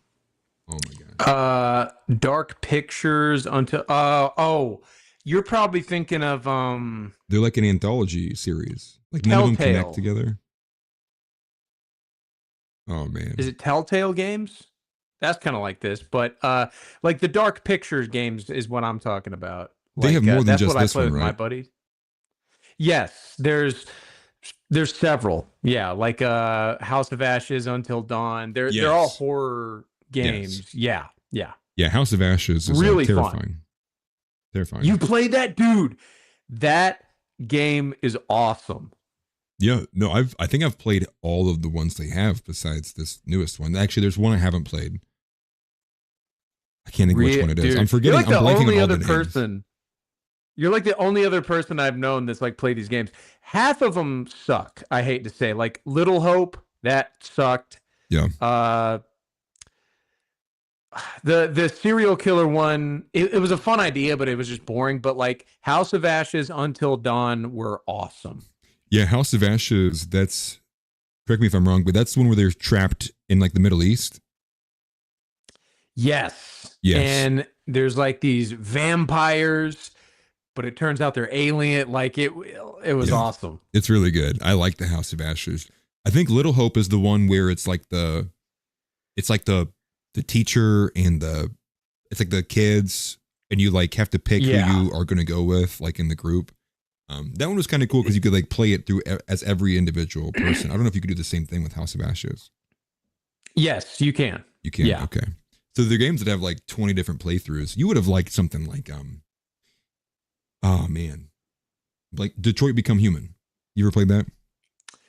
No, but I do know about it. I've seen like one playthrough, and I enjoyed it. No, it's really good. If anybody's played Detroit Become Human, they'll agree. You know that famous meme where the guy's got the gun behind his back, and he's like at a podium and there's a speech and the option comes up and there's only one option and it says to kill yourself. Have you? That's where that comes from. And that's like the really bad ending. It's like if you really mess up as, what's his name? I think it's Aiden. I could be wrong about who that robot is because he's a synth.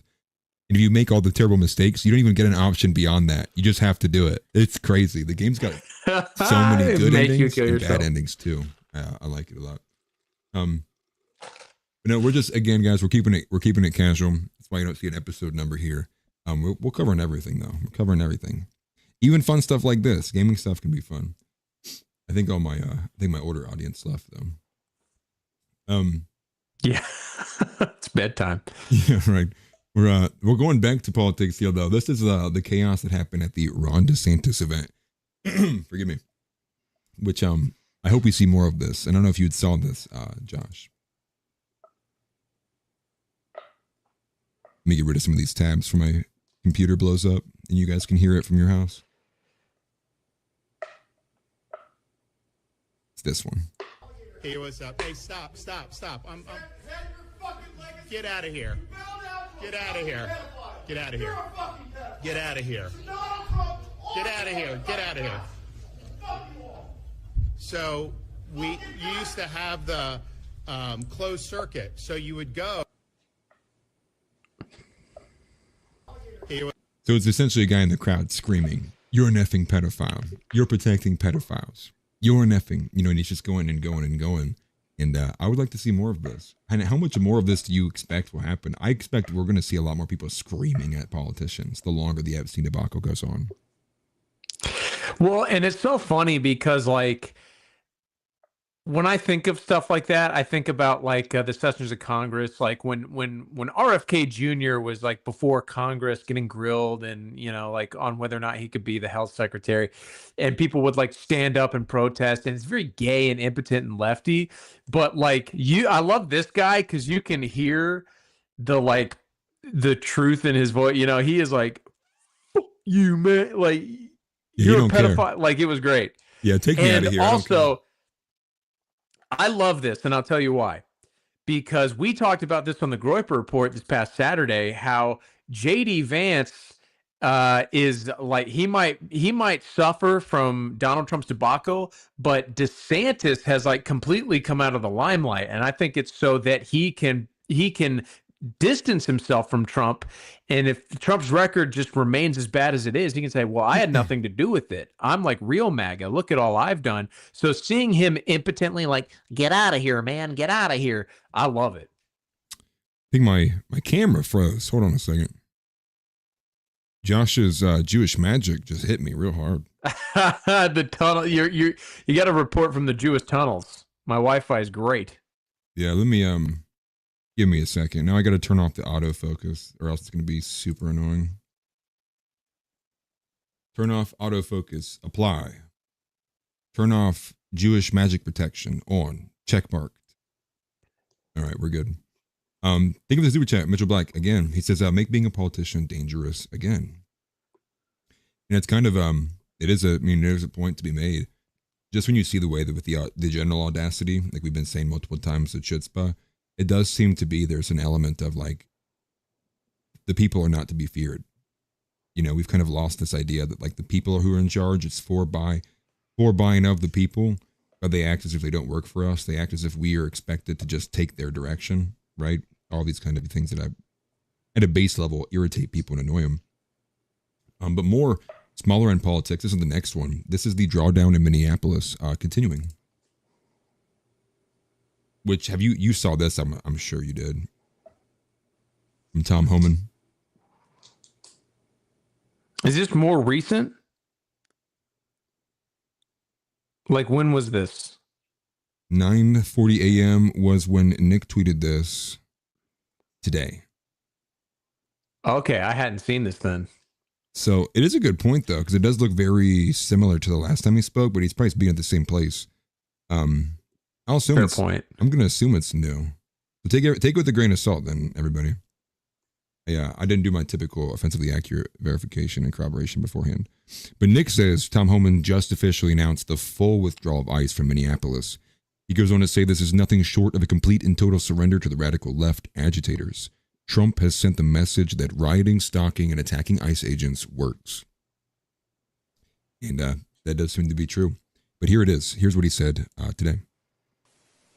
With that, and success that has been made arresting public safety threats and other priorities since this surge operation began, as well as the unprecedented levels of coordination we have obtained from state officials and local law enforcement, I have proposed, and President Trump has concurred, that this surge operation conclude. A significant drawdown has already been underway this week and will continue to the next week. He did say that. Did you catch him? The surge operation has concluded. No, it's over. Yeah. It's over.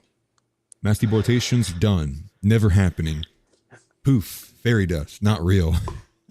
Matthew McConaughey meme. I don't even know what movie that's from, but I reference it all the time. That's Wolf of Wall Street. Is it Wolf of Wall Street? Okay, I was trying to think of where it was from, but yeah. You're right. He's in the suit when he says it. So it's fairy dust. It's never landed. It is no matter. Oh yeah, you got it right. You know what I'm talking about. That's funny. Yeah. But this is the point. I mean, this is what deportations happen after this. And have you also taken note? I wanted to get your opinion on this. Have you seen the AF Post is now like they have moved to an almost oppositional? They're now oppositional to Nick now.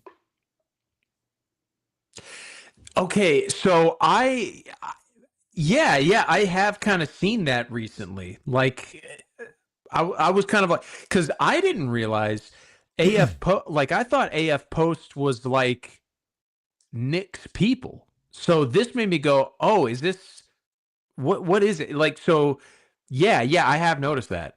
So here's the thing: I would need to hear it from. Forgive me. I would need to hear it from Nick's mouth himself. Like he would need to say it. Maybe he already has. But now I'm kind of sitting here thinking like, was all of the push to say like AF Post was with Nick to like demean AF Post? Because I think the original accusations was what? It was ran by Ali Alexander. That seemed to be like the opening accusations. Now maybe he did initially and then it was moved off to somebody else. But as far as I understand, it's operated by Aiden. I don't know what his last name is, but he has a separate personal account, Aiden on X. And he's not been too over the top oppositional, but like, so for today, for example, they posted this thing talking about how voluntary deportations are rising. It's like, what are we talking about? It's like, it's like not even anything close to what we need, in terms of like, getting a few 100,000, voluntary deportations versus, masses of amounts of like, through actual mass deportations. So that's what I was kind of curious about. Like, I don't really know what the story is there. Yeah, well, first off, these self-deportations, I don't believe that. Like, and here's the thing, without a border wall, it doesn't matter. Like right. Every Jose and Consuela can take what is it, $1,000 and a plane ride back to Mexico and then just come right back. I don't even know how you did this. I don't even know how you did that. With what that That's crazy though. I've never seen that font before in my life. She's writing in Sanskrit. Yeah. Looks like she literally drew it herself. That's crazy, dude. Somebody's getting past the auto mod. Hey, congrats. But yeah, I just wanted to bring that to your attention. I guess I'll do some more digging on AF Post to try to figure it out because I like to go to them for the majority of the time. I go to them more than anybody else. But I have begun to notice there are some clear kind of, not like over the top, but there are some clear oppositional like positions between both what AF Post is pushing out versus like what Nick's kind of more explicit positions are. And so I don't know what the actual history of Yeah, I wonder what the end game is. Or like, let's just say it is someone who is like America First, Nick Fuentes. Why now? Is it the Epstein thing that's got him all bent out of shape? Could be. I don't know. I can't imagine that would be. What the Sigma? What the Sigma? What the Sigma? I mean, we need to add that into a Groyper report. It needs to be like an audio cue. That's good, dude. What the Sigma? That's My funny. thoughts exactly. Oh God. Well, there was the ICE incident that we could talk about, but I want to give it attention if no one's gonna blow it up yet, because I don't want to give the left more ammunition. Well, go ahead. I don't either, but I hadn't heard. Like, so you don't have to give me the details, but if you don't want to, you don't have to give me the details. But was someone shot? Was someone hurt? So, as far as I understand, it's imagine the Renee Nicole good situation, but inverse it, where the cop did steer in the direction of. It's like the cop went out of his way to hit a person, and like there was like shot in the back. It's really bad all around. We'll do it. Oh, we'll cover it. That's awesome. I don't want to be inaccurate it's not good, myself, but it's awesome. I have not watched the video. That's just me remembering what was in this caption here from Tim Pool. We not play it yet, but here's what the caption says from Omar Jimenez. It says the government claimed she rammed Border Patrol agents with her vehicle before an agent shot her 5 times. The new body cam video shows the agent turned his steering wheel toward Marbar Martinez and that he was congratulated for excellent service after shooting her. So, I guess we'll take a listen to the video. Tim Pool said Trump is losing this. That's why I put in the quote there. That's why I'm curious. I haven't seen the video yet, so I guess we'll watch a video. Cameras on. This is newly released body camera video. A team of 3 Border Patrol agents is driving through a Southside Chicago neighborhood. 2 have guns drawn. Marimar Martinez, an American citizen and school teacher, is driving next to them, honking her horn, warning people to the presence of federal immigration enforcement. Another vehicle is behind the agents, also honking the horn. All right, it's time to get aggressive and get the out. Because they're trying to box us in. It all happens in seconds. All right, we're fine now. All right, out of the car. Be advised, we've been struck. We've been struck. Get out. Martinez was shot 5 times and survived. In this surveillance video, you can see the front of the agent's SUV come to a stop. 4 seconds later, Martinez's silver Nissan drives off, she says, fearing for her life. The Department of Homeland Security was quick to accuse her of attacking federal law enforcement. Did she get shot in the back 5 times and then drove off? Is that what I heard right?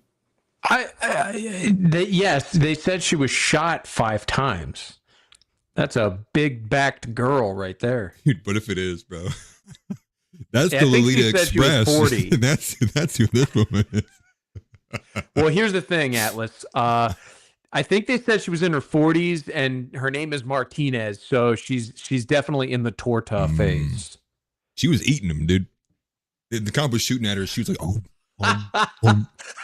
she's like Lady Pac-Man." Pac-Man, but instead of just the red shoes, it's got the Macarinas too. You can hear it coming. Okay, well, let's watch this. Saying Border Patrol agents were, quote, ambushed by domestic terrorists that rammed federal agents with their vehicles. FBI Director Kash Patel posted on social media about the incident, quote, attack our law enforcement and this FBI will find you and bring you to justice. The post also included a link to video of a car ramming, but it had no connection to Martinez's case. And the body camera video tells a different story. In the lead up to the collision, you hear agents say they are going to collide with Martinez. We're going to make contact and we're boxed in. And just before the moment of impact, it's Agent Charles Exum who sharply turns his steering wheel in the direction of Martinez. Proof, according to her attorney, that they hit her vehicle, not the other way around. And as for the claim of being boxed in, this surveillance video calls that comment into question, with nothing in the path ahead of the border agent's vehicle. The court also released text messages and emails from after the shooting, including one message from Border Patrol Commander Gregory Bovino, just hours after the incident, offering to delay the retirement of Agent Exum, who shot Martinez. In light of your excellent service in Chicago, you have much left to do. And then a text message exchange between... You know who Gregory Bovino is? Oh, yeah, dude. He's a Hugo Boss wearing... Aura Maxing. Hell yeah, dude. I want to make sure. Yeah, that's crazy that he's the one that sent that message. Between Agent Exum and someone whose name was redacted. Are they supportive? Someone asked. Big time. Everyone has been, including Chief Bovino, Chief Banks, Secretary Nome, and El Jefe himself. In various texts to and from fellow agents, the mood was celebratory. Good job, brother. You are a legend among agents. You better effing know that. Beers on me when I see you at training. That's awesome. You did real good. Damn it, man. Good shooting. The day after the shooting, Martinez was indicted. According to the complaint, she, quote, forcibly assaulted, resisted, opposed, impeded, intimidated, and interfered with an officer of the United States. After her attorney viewed the body camera footage and other evidence emerged that undermined the government's version of events, prosecutors made an extraordinary move and asked the judge to drop their own case. The judge agreed, but not long after, she told me the shooting still haunts her. I don't want to remember that day. You're laying there at night and you're just... I don't care. That was funny. Like this is Comedy Hour, dude. This is Comedy Central. Welcome to Comedy Central. And no harm, no foul. She's still here with us, right? Nothing to feel bad about. I think the mystery to finding unobtainium is the backside of this woman. So she needs to go to a research facility. What is everybody mad about? Like, we're all good. Yeah, there is harm in the fact that she's still here. She's going to be brought up by CNN and that she's going to be going on tours on all these different podcasts. Yeah, they shot me in the back. I will say this probably is going to play pretty poorly with the optics, though. Unfortunately. Yeah, I get it. And here's the thing. It's like, of course, us talking here now, is not the court of public opinion. It's not all the Joe Rogans or whatnot, but it is like, who cares? And I love like the CNN article, CNN story, how like litigious it is. It's like, oh, the street footage. What the how's she doing that?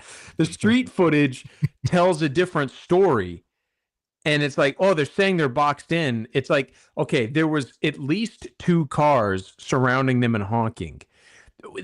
Essentially what he's saying is they have to wait for them to be boxed in to go, oh, we're boxed in. You know what I mean? They are acting defensively, and him brake checking her essentially is a deterrent. Mm-hmm.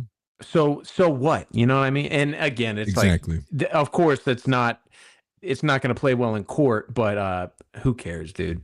Well, exactly. And that's the thing. That's kind of like the main point, which is like, you're not going to get mass deportations of millions of people who don't want to leave the country and not get instances like this.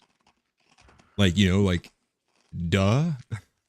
Bro, like what mass deportation program are we going to have where everyone's going to be getting patted on the ass and given a water bottle on their way out? Like, that's insane.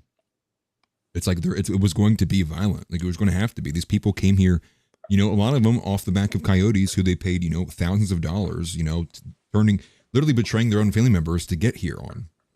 Right? It's just like, dude, man. At this point, I might just become a coyote. I mean, like, nothing will ever happen.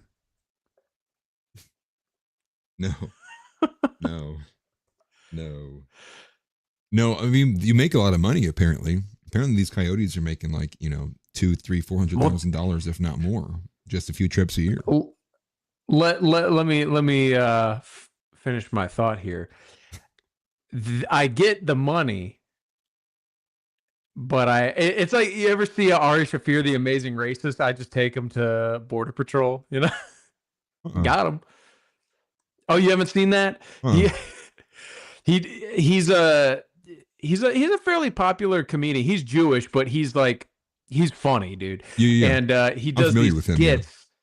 Him, Yeah. He did these skits like years ago, where one of them was like, he was offering free boat trips back to Africa, and he was like getting black. Was like, hey, for you, he's like, it's great. The movies start 20 minutes late, and you can talk all the way through them. You'll love it there. And he goes to like a Jewish supermarket and is like, hey, do you want to sign a petition apologizing for killing Christ? And he goes, dude, okay. He has a truck. I've seen that one before. That one was gold. Yeah, that one was funny. And the Mexican one was he had a truck and it was like, hey, come here, I got a job for you. And then they get in the truck and the sides fall off and it's like a cage. And then he's like, I'm taking it to Border Patrol or something like that. That's funny. I haven't seen the Mexican one. The Jewish one is insane because he's at like a verbatim like Jewish supermarket. He's just like in the middle of it doing it. And there's a couple quotes in there. I'm surprised like he didn't get canceled for that one. But Tix Bomber sent this in. Everybody strap in. No one knows what we're about to get. Mystery box. All right, here we go. Uh-oh.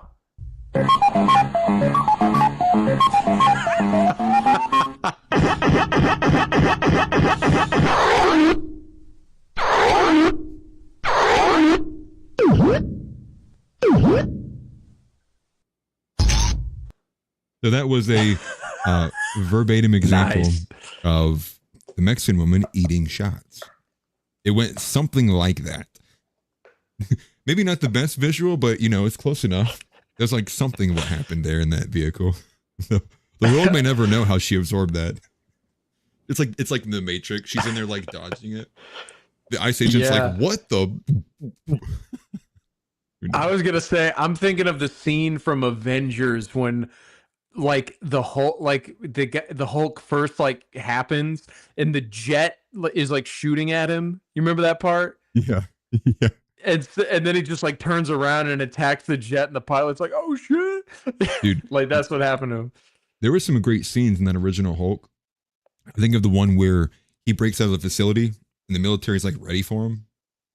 You know, and I think it's that one dude like gets in the tank and he gets demolished. Like he runs into the tank and like goes on the lone charge and he just like slaughters the tank. I think he like yeets the top half like 3 miles away. Yeah. I love the original Hulk. What's his name? Who replaced him? The super liberal guy. Ruffalo. Ed Norton. No, Mark Ruffalo. Yeah. Awful. Yeah. Awful. Makes the Hulk unlikable, dude, just by himself. Makes him gay. Makes him gay. It's funny. We got about 10 minutes before we hit the 2-hour mark. I think we did talk about both the Samson option and the Golden Age from Nick. Let's do, because I want to do the Josiah Moody one, and I do want to do the Clav. So we do these ones, we'll come back to Nick. This is Clavicular reacting to Piers Morgan and Brett Cooper talking trash about him. Dang, Tix fell asleep, dude. Dang, dude. Dang. All right, here it is. He puts, now you have daughters. I don't know if this is, inappropriate to say. You're also married, but there are these things called sticky that women wear. He puts those on his shoulders to try to make himself look more. What's funny? Huh? What's so funny? How about we pull up your wife's Instagram of her hoeing out to millions of people, and then we laugh at that, Piers. You think my shoulder pads are so funny when I'm trying to frame Max to Mog? Dang you, Chad. What are you talking about? I'm not kidding. They're like chicken nuggets. God, I'm learning so much here, Brett. No, you're so welcome. This is your education. So yeah, he puts he's about to fucking go home and do this shit because his wife is just like being an ethot for millions of people. He's gonna say shoulder pads. This is what I gotta do. I got you. Bone smashing. I'm all about it. His shirt, but he puts. Now you have daughters. I don't know if this is inappropriate. I just thought it was just dumb because it's like the caption on it was like, oh no, Clavicular's cortisol started spiking while he was watching Piers Morgan. And I just thought that was a funny bit, right? Piers Morgan's going to start looks maxing as well. He's going to start putting on the shoulder pads to win back his wife. Well, that's just a sad story. I was also going to say, I hadn't seen Brett Cooper in a while. It seems like she's hitting her half-life. It looks that way. She responded to Nick when he went at her yesterday, although he didn't really go at her. But she did respond to that with like a big post of like, it was a guy, like a stock image of a guy like pointing at himself like me. Because Nick went off about all the people who are now like stealing all of the lingo from Clavicular and the Looks Maxers, like mogging and maxing and all of that. And what do you say? He was like, can somebody tell the millennials like they're not welcome here? Like go somewhere else. You're making millennials and women, how they ruin the joke. Exactly. Yes. And That is probably exactly what Brett Cooper's doing. I heard her takes on some of the stuff too. Like, bro, women sometimes, man. I don't know how you guys do that. I have a timer on my phone. Actually, it's the only thing I use my my Apple Watch for. This is a complete fabrication. I don't have an Apple Watch. But what I use my Apple Watch for is it measures the amount of time I've spent listening to women. And so it will go off. I will get shocks like Hassan Piker's dog will if I speed over anything over 5 minutes. I just burnt my first minute of the day right there. And we're about to burn minute number 2 right here. Is Josiah Moody a cuck? Before I click on this, what do you know about this Isabella Moody, like recent kind of scandal and controversy? Oh, shoot. I'm better with faces than names. E-girl, thought, Damn it, it's whore. It's right on the tip of my tongue. There's a joke there too somewhere. Well, E-girl thought. You'll see it. Okay, yeah, you just. I won't play it yet. Okay. E-girl thought. Please. Right here in that corner. Okay, That's her. I've not seen this, and I'll be honest. For the lighting purposes, I have you very minimized, so I'm gonna. That's funny. Okay, yeah. I don't know what this is, but I am familiar with her work. No, I'm kidding. I'm kidding, guys. Yes. Okay. Well, I'll give a bit of like early context on this.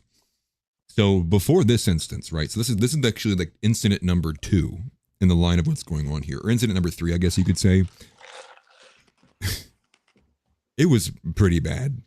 She went to Arizona State for whatever reason and was getting up in the face of Clavicular, and I can't remember what she was asking him or like what it was for, but it was something about the effect of like her tweet, which I think she's deleted since, was, look at all these girls that are swarming Clavicular. He's mogging everybody here, like something to that effect.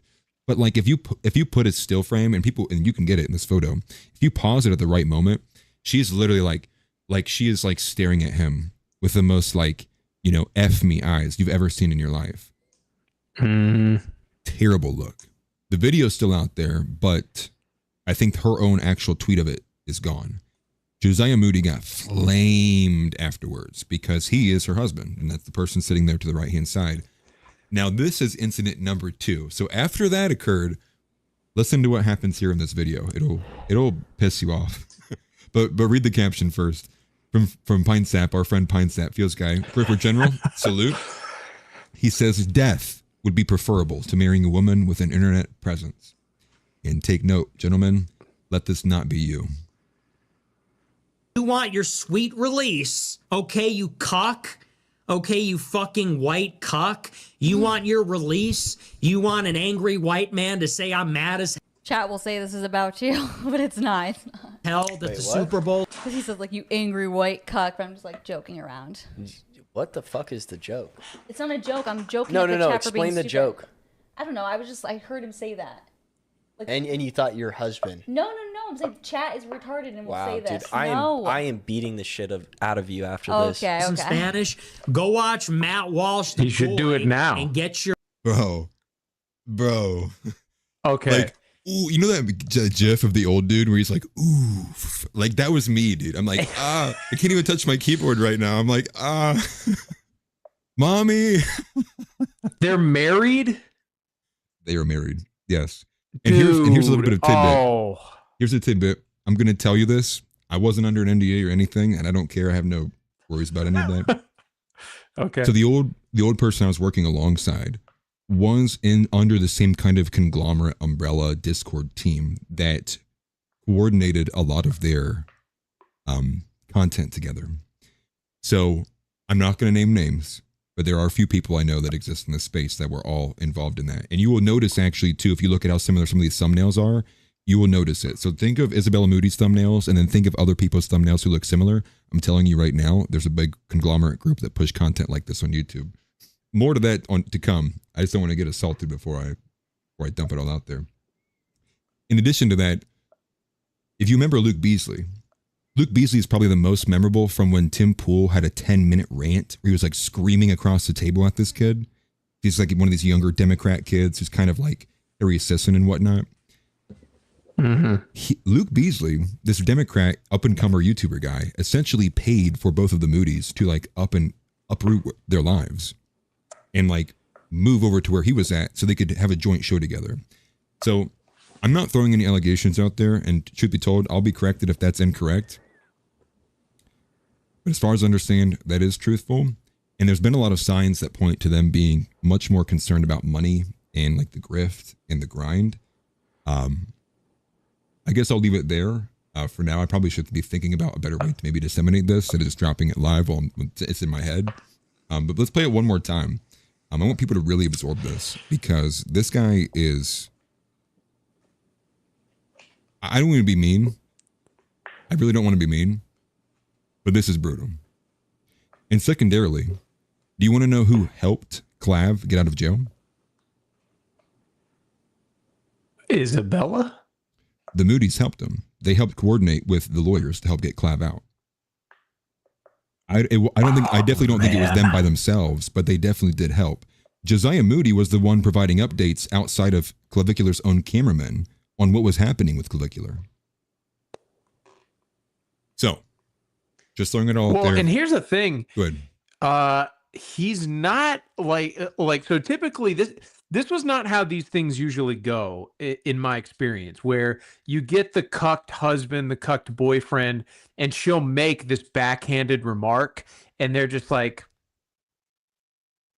they just kind of like take it, you know what I mean? Yeah. He did. I mean, here's the thing. The fact that the remark was made in the first place is a deal breaker. But he did stand up to it, and he's kind of Chad, at least from this frame I'm seeing. Like, he's got good hair, you know what I mean? He's not like physically a beta, you know what I mean? Right. Well, and truth be told, you know, some of the the things against him, somebody said it earlier, like Isabella is a lot older than he is. I don't know what a lot really means, but he was getting flamed because he looked like a child. You know, so understand like a year, 2 years, 3 years before this, he didn't have much facial hair at all. So like he really did look like a kid. And so this has been a kind of constant theme from the Moody's, you know, so I do kind of feel bad a little bit, but not really ultimately too much because you put yourself in these situations, right? And they're making money off the back of it. And I think the thing is, the biggest thing I would say is like, you shouldn't, especially at this point in time with what the Moody's have built up, there's enough there that Josiah should be doing this by himself. I don't know why Isabella, keep seeing her, hearing from her. This is like the whole point of like what it means to be conservative. Like she shouldn't be present at all. We shouldn't be hearing from her. It should be Josiah running that. But again, it's not happening. And who was the one sent to go talk to Clavicular to get a viral video moment? It was her.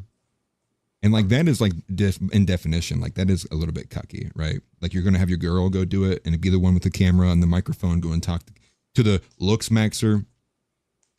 You know, to me, it just is a little iffy. And I will say there's other allegations that have been levied against them. I'm not going to go into those. Although I will say, I really don't care for all the drama too much. But you need to know when people are not what they are presenting and when they are, you know, kind of leading double lives. I guess I will say this.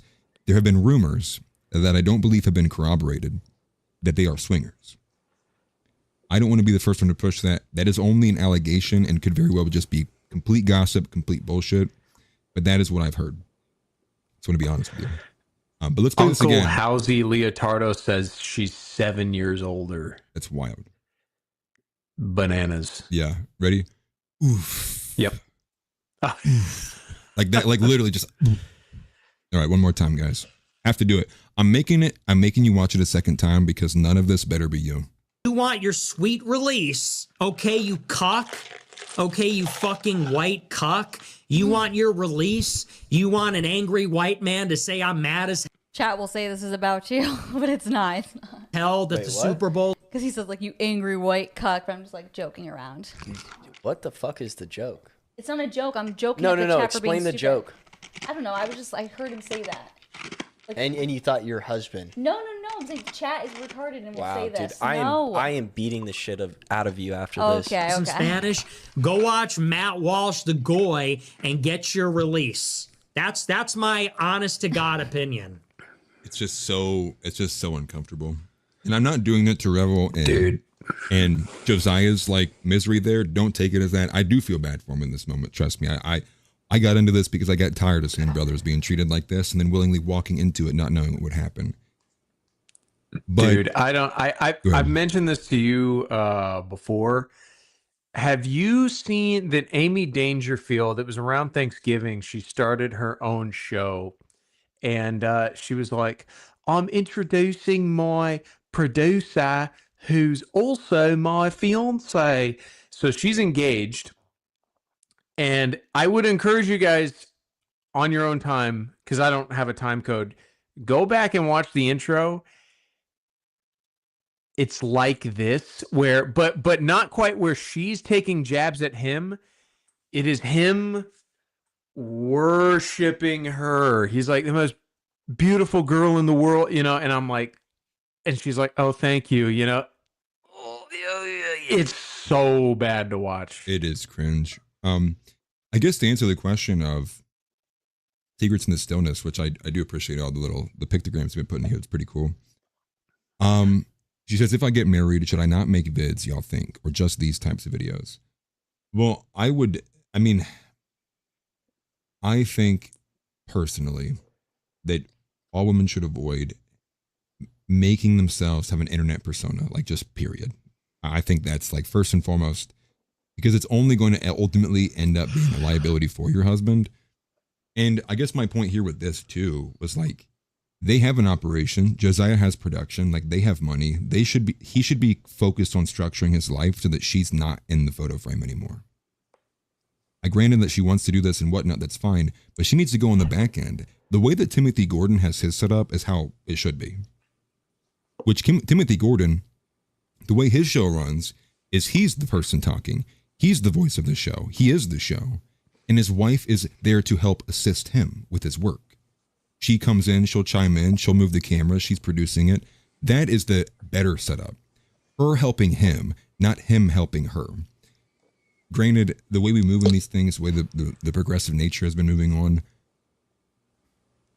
I would say there's maybe smaller elements where you could maybe say contextually, like it wouldn't matter really too much if a woman was doing this or whatnot.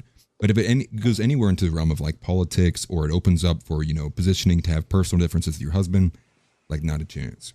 But if you're like selling couches, or you're like, you know, something to that effect, I guess I'm a little bit more indifferent of that. It's more specifically, I'm against the e-girls, the ones who position themselves and promote trad lifestyles when you know they just don't live that way. Or like in this case with Isabella Moody and like Lily Gaddis and others, they're presenting themselves as a voice in the political arena. But our argument is there should be none. So the irony of that. Right. There was a super chat here. Did you want to say something though? No, I think I guess to answer secrets in the stillness, if by making videos is code for baked goods, then yeah, have at it. That's funny. That's funny. Tiny, thank you for the super chat, brother. He says, I'm not trying to be harsh, but at this point, there's so many people trying to warn people about chicks like this, yet men still date them. And I would agree. I would say that's not even a matter of like being warned. I think that's a matter of guys just deal with what they have available to them. And some guys may not have a woman that's not going to act like that available to them, right? The sexual marketplace. And so I do get it, right? You know, it's a ladder. But this is the point of like leveling up. That shouldn't be your parameter. You should be like Clavicular, trying to ascend in whatever way that may be. Now, I'm like Nick. I'm not going to tell you to put things in your face and whatnot, and you know, smash your face with a hammer. But I would say go to the gym, level up both physically, mentally, spiritually, all of it.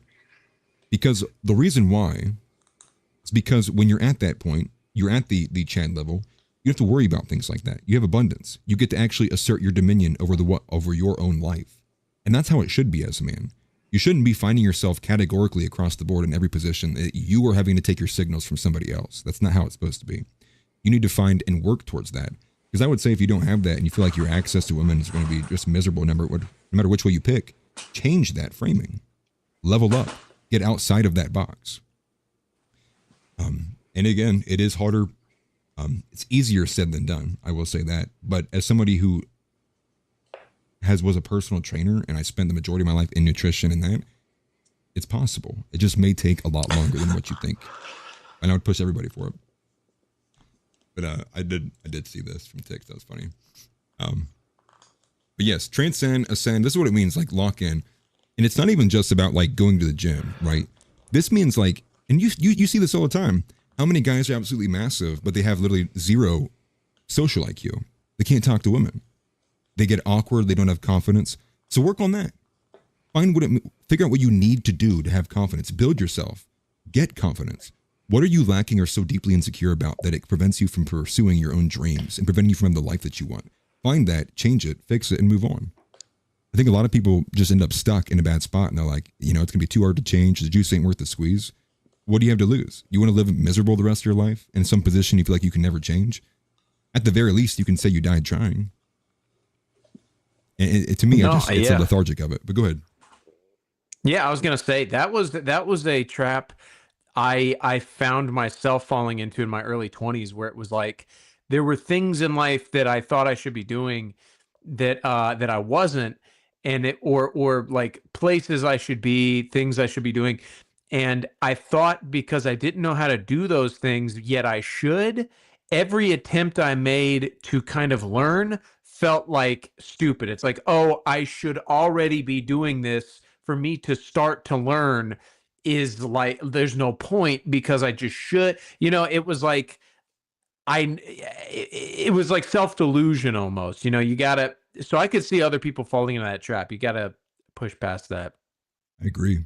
And, I don't even see that this applies to women as well, too. I would imagine there's probably women who feel like they are, in some ways disconnected, or feel like they don't have any men that are worth involving time into. I would add the caveat, though, there is an element of, I'm not going to say hoflation, but this element of people rating themselves higher. They view themselves as like a 9.5 or a 10 or whatnot. And men do it too as well, but it's more rampant on the women's side. Level up then. It's the same way. Don't let your dreams be dreams, and it sounds so cliche, but I see it all the time, and it's really sad to me. I had a guy I've been friends with for a long time and has some of like the best genetics, on planet Earth. And, not this, pause, but he's got like, long hair, delayed pause, but he's got like long hair, he's taller, all of it. And he's just fat. He's just fat. That's the only thing holding him back. And looks like my camera disconnected again, unfortunately. But that was the only issue, was like, if he would have just dedicated the slightest amount of effort to not putting food in his mouth hole, he wouldn't have to be so concerned about putting on his best dress and having money to go to the bar, because he's got to find out, he's like using all these things to supplement for that lack.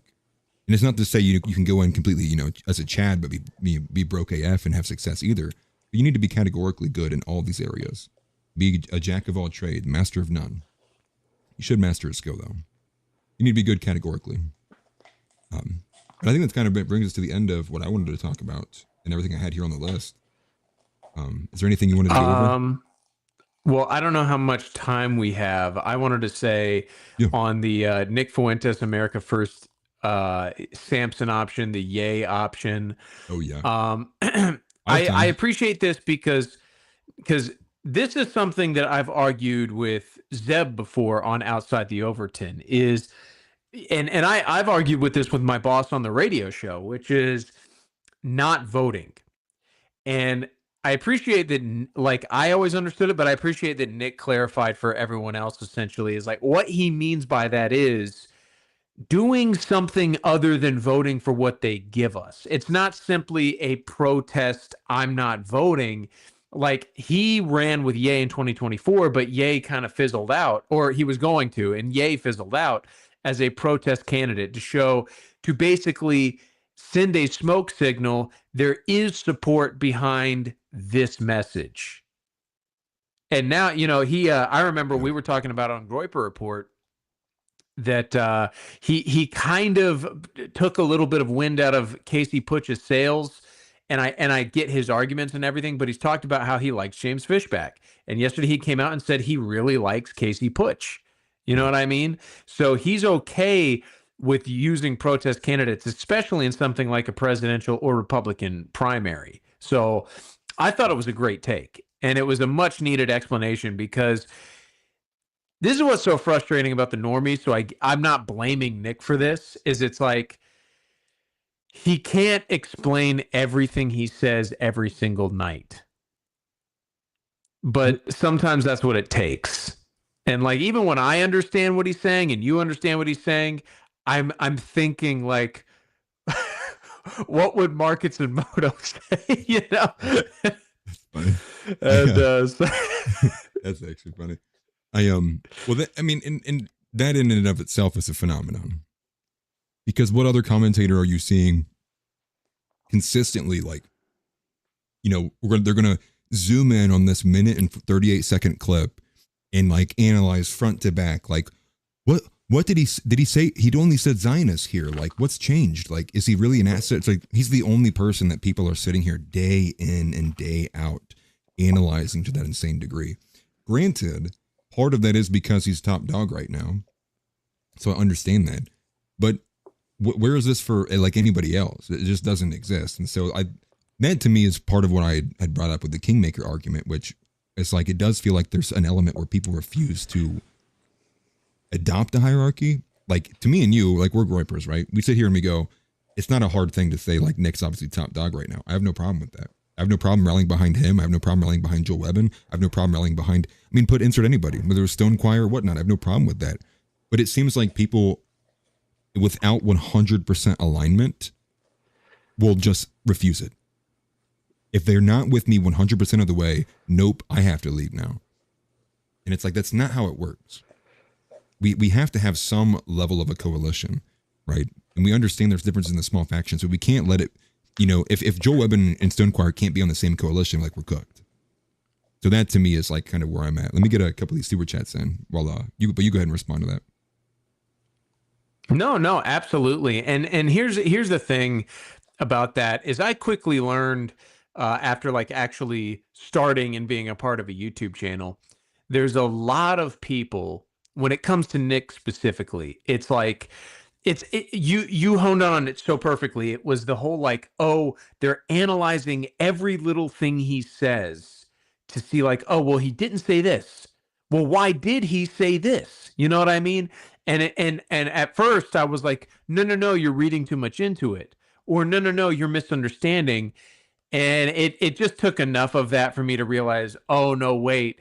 They hate him for whatever reason. And truth be told, I don't even care what the reason is. It's just they're looking for the excuse to hate him. Yeah. And well, that's the thing that I just like, for what purpose? Like, pragmatically, it's like, that's what strategy are we employing here? You know what I mean? Like that, to me, it's so nonsensical. It's such a net negative. It only works against us. Like, and this is something we need to have more debates about. We need to understand, like, we need to figure out where the friend enemy distinction line needs to be. We need to figure out what is the real distinction here. Let me get a couple of these super chats because I want to get to what Hook's comment is there. Viewers in the stillness, thank you very much for the super chat. She says, "Got mit uns." I don't speak that, unfortunately, so I apologize. Hopefully it means something good. All right. Thank you, though. I appreciate it very much. AL World Champion says, "There's a right man for every woman in the world. The problem is I am that man and I'm already married." That is fantastic. Thank you very much for that. That's actually great. And appreciate the super chat very much. But I want to grab the one from Hook. Where is it at? Oh, there's a couple ones here. Let me go here. Same SRT says, "It's not exactly the Fuentes crowd, though. They do a lot of wignattery. Little cringe, but a few of the guys are cool. The problem with that stuff is a lot of the guys just don't have the right mindset." And then Hook continues. He says, "Nick doesn't want the complete Brown expulsion I want, but we have a long way until we get to that point that detours from Nick." Perfect. Like, thank you, Hook. I would shake your hand if I could like come through the screen. Because that's just exactly the way I see it. And I don't even really find it to be a point of like concern right now. And I think me and you have talked about the Black American argument, you know, the phenotype, you know, and the physiognomy and everything else that comes with that, the responsibility and accountability there. But I agree with this. Like there's a lot to be done before we are parsing out the final, you know, purifying the final 10% of like America. And, you know, and I always bring up these arguments too. Like we can't even get mass deportations in the most basic sense of getting illegal people out of here. Like let alone like we're not even anywhere close to like the racial hierarchy. And then secondarily, I can't even get men to stop taking orders from their wives. I'm just like, you know, it's like it's not even that we're like physically and politically in terms of policy far away. We're also like mentally very far away. Like the mentality and the mindset of most men that are in these ranks is not where it needs to be. And it looks like my camera's having issues, man. That sucks. But anyways, that's kind of where I'm at with it. Quit obeying your wives. Wives obey your husbands. Yes. Yeah, I do think that I like this comment that's pulled up because to me that's kind of the test. Is it's like because I think this is what's going on. I've thought about this a lot. I've tried to illustrate this point before on these shows. This is what's going on is we are basically so used to losing and have crap poured down our throats under the excuse of, oh, this is politically savvy, or, oh, you have to play the game. You know what I mean? Right. So therefore we associate playing the game with like failure. And then everyone becomes a purist. It's like, okay, if you don't agree with everything I agree with to the letter, you are part of the problem because you're going to try and sell me on something I don't want and it won't work. When I think to win, the game is real and you do have to play it. And the fact of the matter is like, also, it's just realistic. I mean, there was never a time in this country where it was completely white people. And here's my point. I'm not saying that like, oh, the Indians were instrumental in the success of his nation. Quite the opposite. I'm just saying like this idea that you're going to deport every brown person. Is it possible? Sure. And who knows? Maybe one day we'll get there. But the truth is like, if we accomplish anything, that is like 100 years from now minimum. 200 maybe. Yeah, I really hope it's not that far away. But thank you again for the super chat from Titan. He says, I'm done with games. And I do get that. I think a lot of people here, especially with the Epstein stuff, are like tired. They're like done, irritated, like fed up. And what I really hope doesn't happen is I hope it doesn't incur all of the escapism that we're suffering through right now, right? More people see all of this stuff, and and they're just like, they throw their hands up in the air and they're like, what am I going to do? Also, Tom Fo's here finally. Hey, appreciate you being here, brother. That distracted me a little bit. But you were right about the purity spiraling. And even beyond that, with like the purity spiraling, you also have the element of this kind of paranoia of like everyone's fed, it's all containment, it's all like a big lie. But what you were saying is like, okay, so what we need is mass deportations. Let's be pragmatic here. So we have Donald Trump. He can't get mass deportations. Okay, so what's the next logical solution?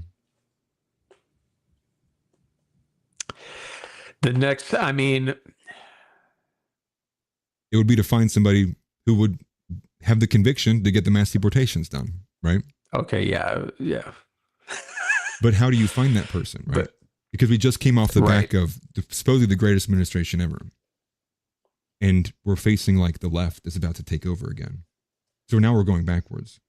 So it's like in the pragmatic sense, you would need exactly what Nick is proposing and why I've always been for accelerationism. People need to suffer more. I hate saying that, but it's the point when I bring up Anna Kasparian all the time. For most people, they literally need to be robbed by reality, mugged by reality, whatever phrase you want to use. I don't want that to be the case, and I hate having to do it. But for me, I feel like it's the epiphany I had about a year ago, which is why I've been for accelerationism for the longest time. Go ahead. I'm not advocating this, but I thought about this. So I've talked about before how I work for a radio station, and get this, actually, the company I work for, they own several stations. I work for the political news talk one. Our hip hop station, which obviously the listeners are primarily black. It got hacked. Our signal got hacked, and they played a message on loop over and over and over that, like, I never heard it, but people told me what it was, and it was essentially, hey, so-and-so hacked you, get effed inwards, over and over and over again. That's crazy. And that got me thinking, is it may take, like, posting like these campaigns where you basically show the black crime we see on Twitter on, like, grandma's Facebook, you know what I mean? Yeah. Because we're talking about accelerationism to, like, it's going to take, unfortunately, people getting mugged by reality. It's going to take them getting mugged by black people. Yeah. But a way we can maybe, I don't know, I'm just kind of throwing ideas out there. Well, I agree with it in the sense that Nick proposes it with, like, the Samson option, not acceleration for the sake of seeing the full end of what would be accelerationism, but using it as the tool to foment a stronger opposition in the party you do want to be strong. So, for example, what he's saying here, right, the yay button, the Samson option, is dumping all of your support into a protest candidate, ensuring that the party that you came from won't be able to beat their opposition. Mm-hmm. Not in the sense that you do that year in and year out to burn the country down, but you do it in a sense of, do you see, we need a stronger opposition. What you're putting up isn't good enough. And it is kind of this message towards to the coalition, to the GOP. And when you think about it, right, Nick says it best. He throws in all the ways that Trump has talked about the base. We said everybody who is, concerned about the Epstein files isn't MAGA. Take that, absorb that. That is what they think about you. But then you have people like Captive Dreamer and John Goyle and everyone from the rest is like, no, we need to go vote for Republicans. We need to go incrementalism, go back to the voting booths, vote for the same group and the same GOP that's structured the same, that has the same donors. And it's a big joke. It is a massive joke. And I will say, I do think this is something that we should debate a lot more between the people that we have at NAV. I think it'd make for a good discussion. I agree. But yeah, I think that's pretty much it. Anything else you want to go at? Nah, dude. I'll take on Zeb Boykin any day at a debate over Nick. Let's do it. I'll be cheering on, like rooting in the background. I'll have my you dethrone Chuck. I'll dethrone Zeb. Perfect. I'm going to switch your microphone over real quick so we can go back to this, to the dual watch cam. Not that one. Whoa. What's going on? No, it's this one. Press the wrong button. We appreciate you guys greatly, everybody who is here. This one, it's a casual stream, monitoring the situation, if you will. This is not going to be one that hits Spotify or Apple Podcast. And I want to do a lot more of these, as I've been saying on the timeline as well, and in the other live streams too. But yes, I do want to see that. I want to see that as well. So definitely ask for it. We'd like to get a lot more debates going on NAV, especially in terms of these discussions as well, as the split seems to get bigger and bigger between the Groypers and all the other people in the dissident right. Or maybe that's just a recency bias, if you will. But I do want to say three things. Again, going back to the announcements from the top of the hour, check out the Sword of Christ interview if you did not. Big thank you to Antelope Hill Publishing for coordinating it and giving me the books. You can watch the majority of my content, Offensively Accurate, on Spotify and Apple Podcast. And third, if you don't enjoy using super chats or any of the functions here on YouTube because you don't want to give your money to Google and YouTube, I understand that. You can support me at buymeacoffee.com/AtlasThugged. Also, you can follow Josh VanDerNoord on his own personal channels. I believe both X and YouTube should be in the description below. I'm not sure about X, but YouTube definitely should be there. Josh says he hates X. So, and also make sure smash the like button. Yeah. But go ahead. No, hey, thank you for having me. And I believe recall, we're not doing Groyper Report this upcoming Saturday. Right. My studio will be changing. I'll be moving over into a new room. Sweet. So it was good to get my Atlas fixed earlier on in the week, but I had a great time, and I'm down to do this more often. Yeah. No, I would like to. And I did reach out to Tom Foe, who you probably saw in chat, but I'd like to get a three-way. Pause. Yeah, you did that I on waited purpose, for it, by the way. I wanted to see your reaction. But yeah, we'll get Tom Foe on here, get more of the Groypers, because that's kind of where we're at. It's Groyper domination. We're all locking in. We're all transcending. And Smelly Ball says, when is the Josh show coming back? That depends. And it's kind of been hinted at, but essentially the long story short is that I'm working on a business, getting like my own kind of business setup going so that I can quit my job and will have more time to work on content. Because it all comes down to subsidizing my income so I can spend more time on this. And I don't want to half-ass it. And I'm at the point in the business setup right now where it's like, it is just constant work and I just don't have the time. So I'm barely squeezing out enough time to do Groyper Report. So, but it's coming. I promise it's coming. I haven't forgotten about you. Well, I'll promise to have Josh on more often. I need to have more guests on in general. Guys, I just understand my least favorite thing to do is having to coordinate with somebody else. Like, it might be my least favorite thing on earth. Like, I would rather listen to a woman's talk, I think, than coordinate a date, for something or to schedule something. So understand that. But I am going to try to get a lot more guests on here. And we do have more interviews like the Sword of Christ coming down the line. There'll be one on the American regime. Hopefully we can get an interview with the author, Christian Secor, who actually did, spend time in jail for J6, as well as Faith and Heritage, which is an anthology written by a few different authors, one of which I may actually get a chance to speak to about his portion in the book as well, too. So a lot more nutrient-dense stuff is coming down the line. I'll get Josh on more often, and I would like to just have more people in general and have conversations, whether they're good or bad. That basically wraps it up. Thank you, Josh, very much. I'm going to switch it to the meet cam and sign us off.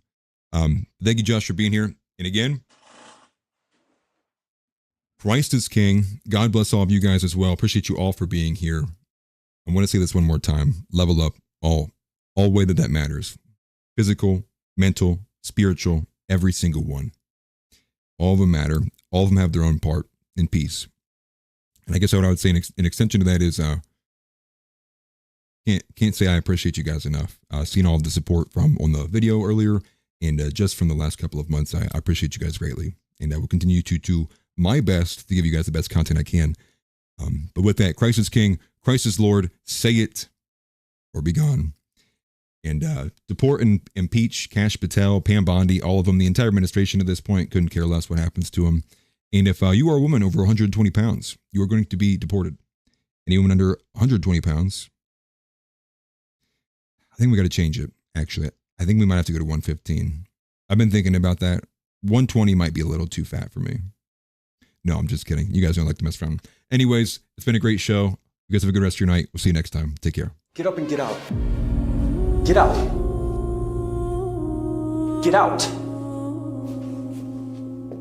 I have a question for you. Say Christ is Lord. Say Christ is Lord.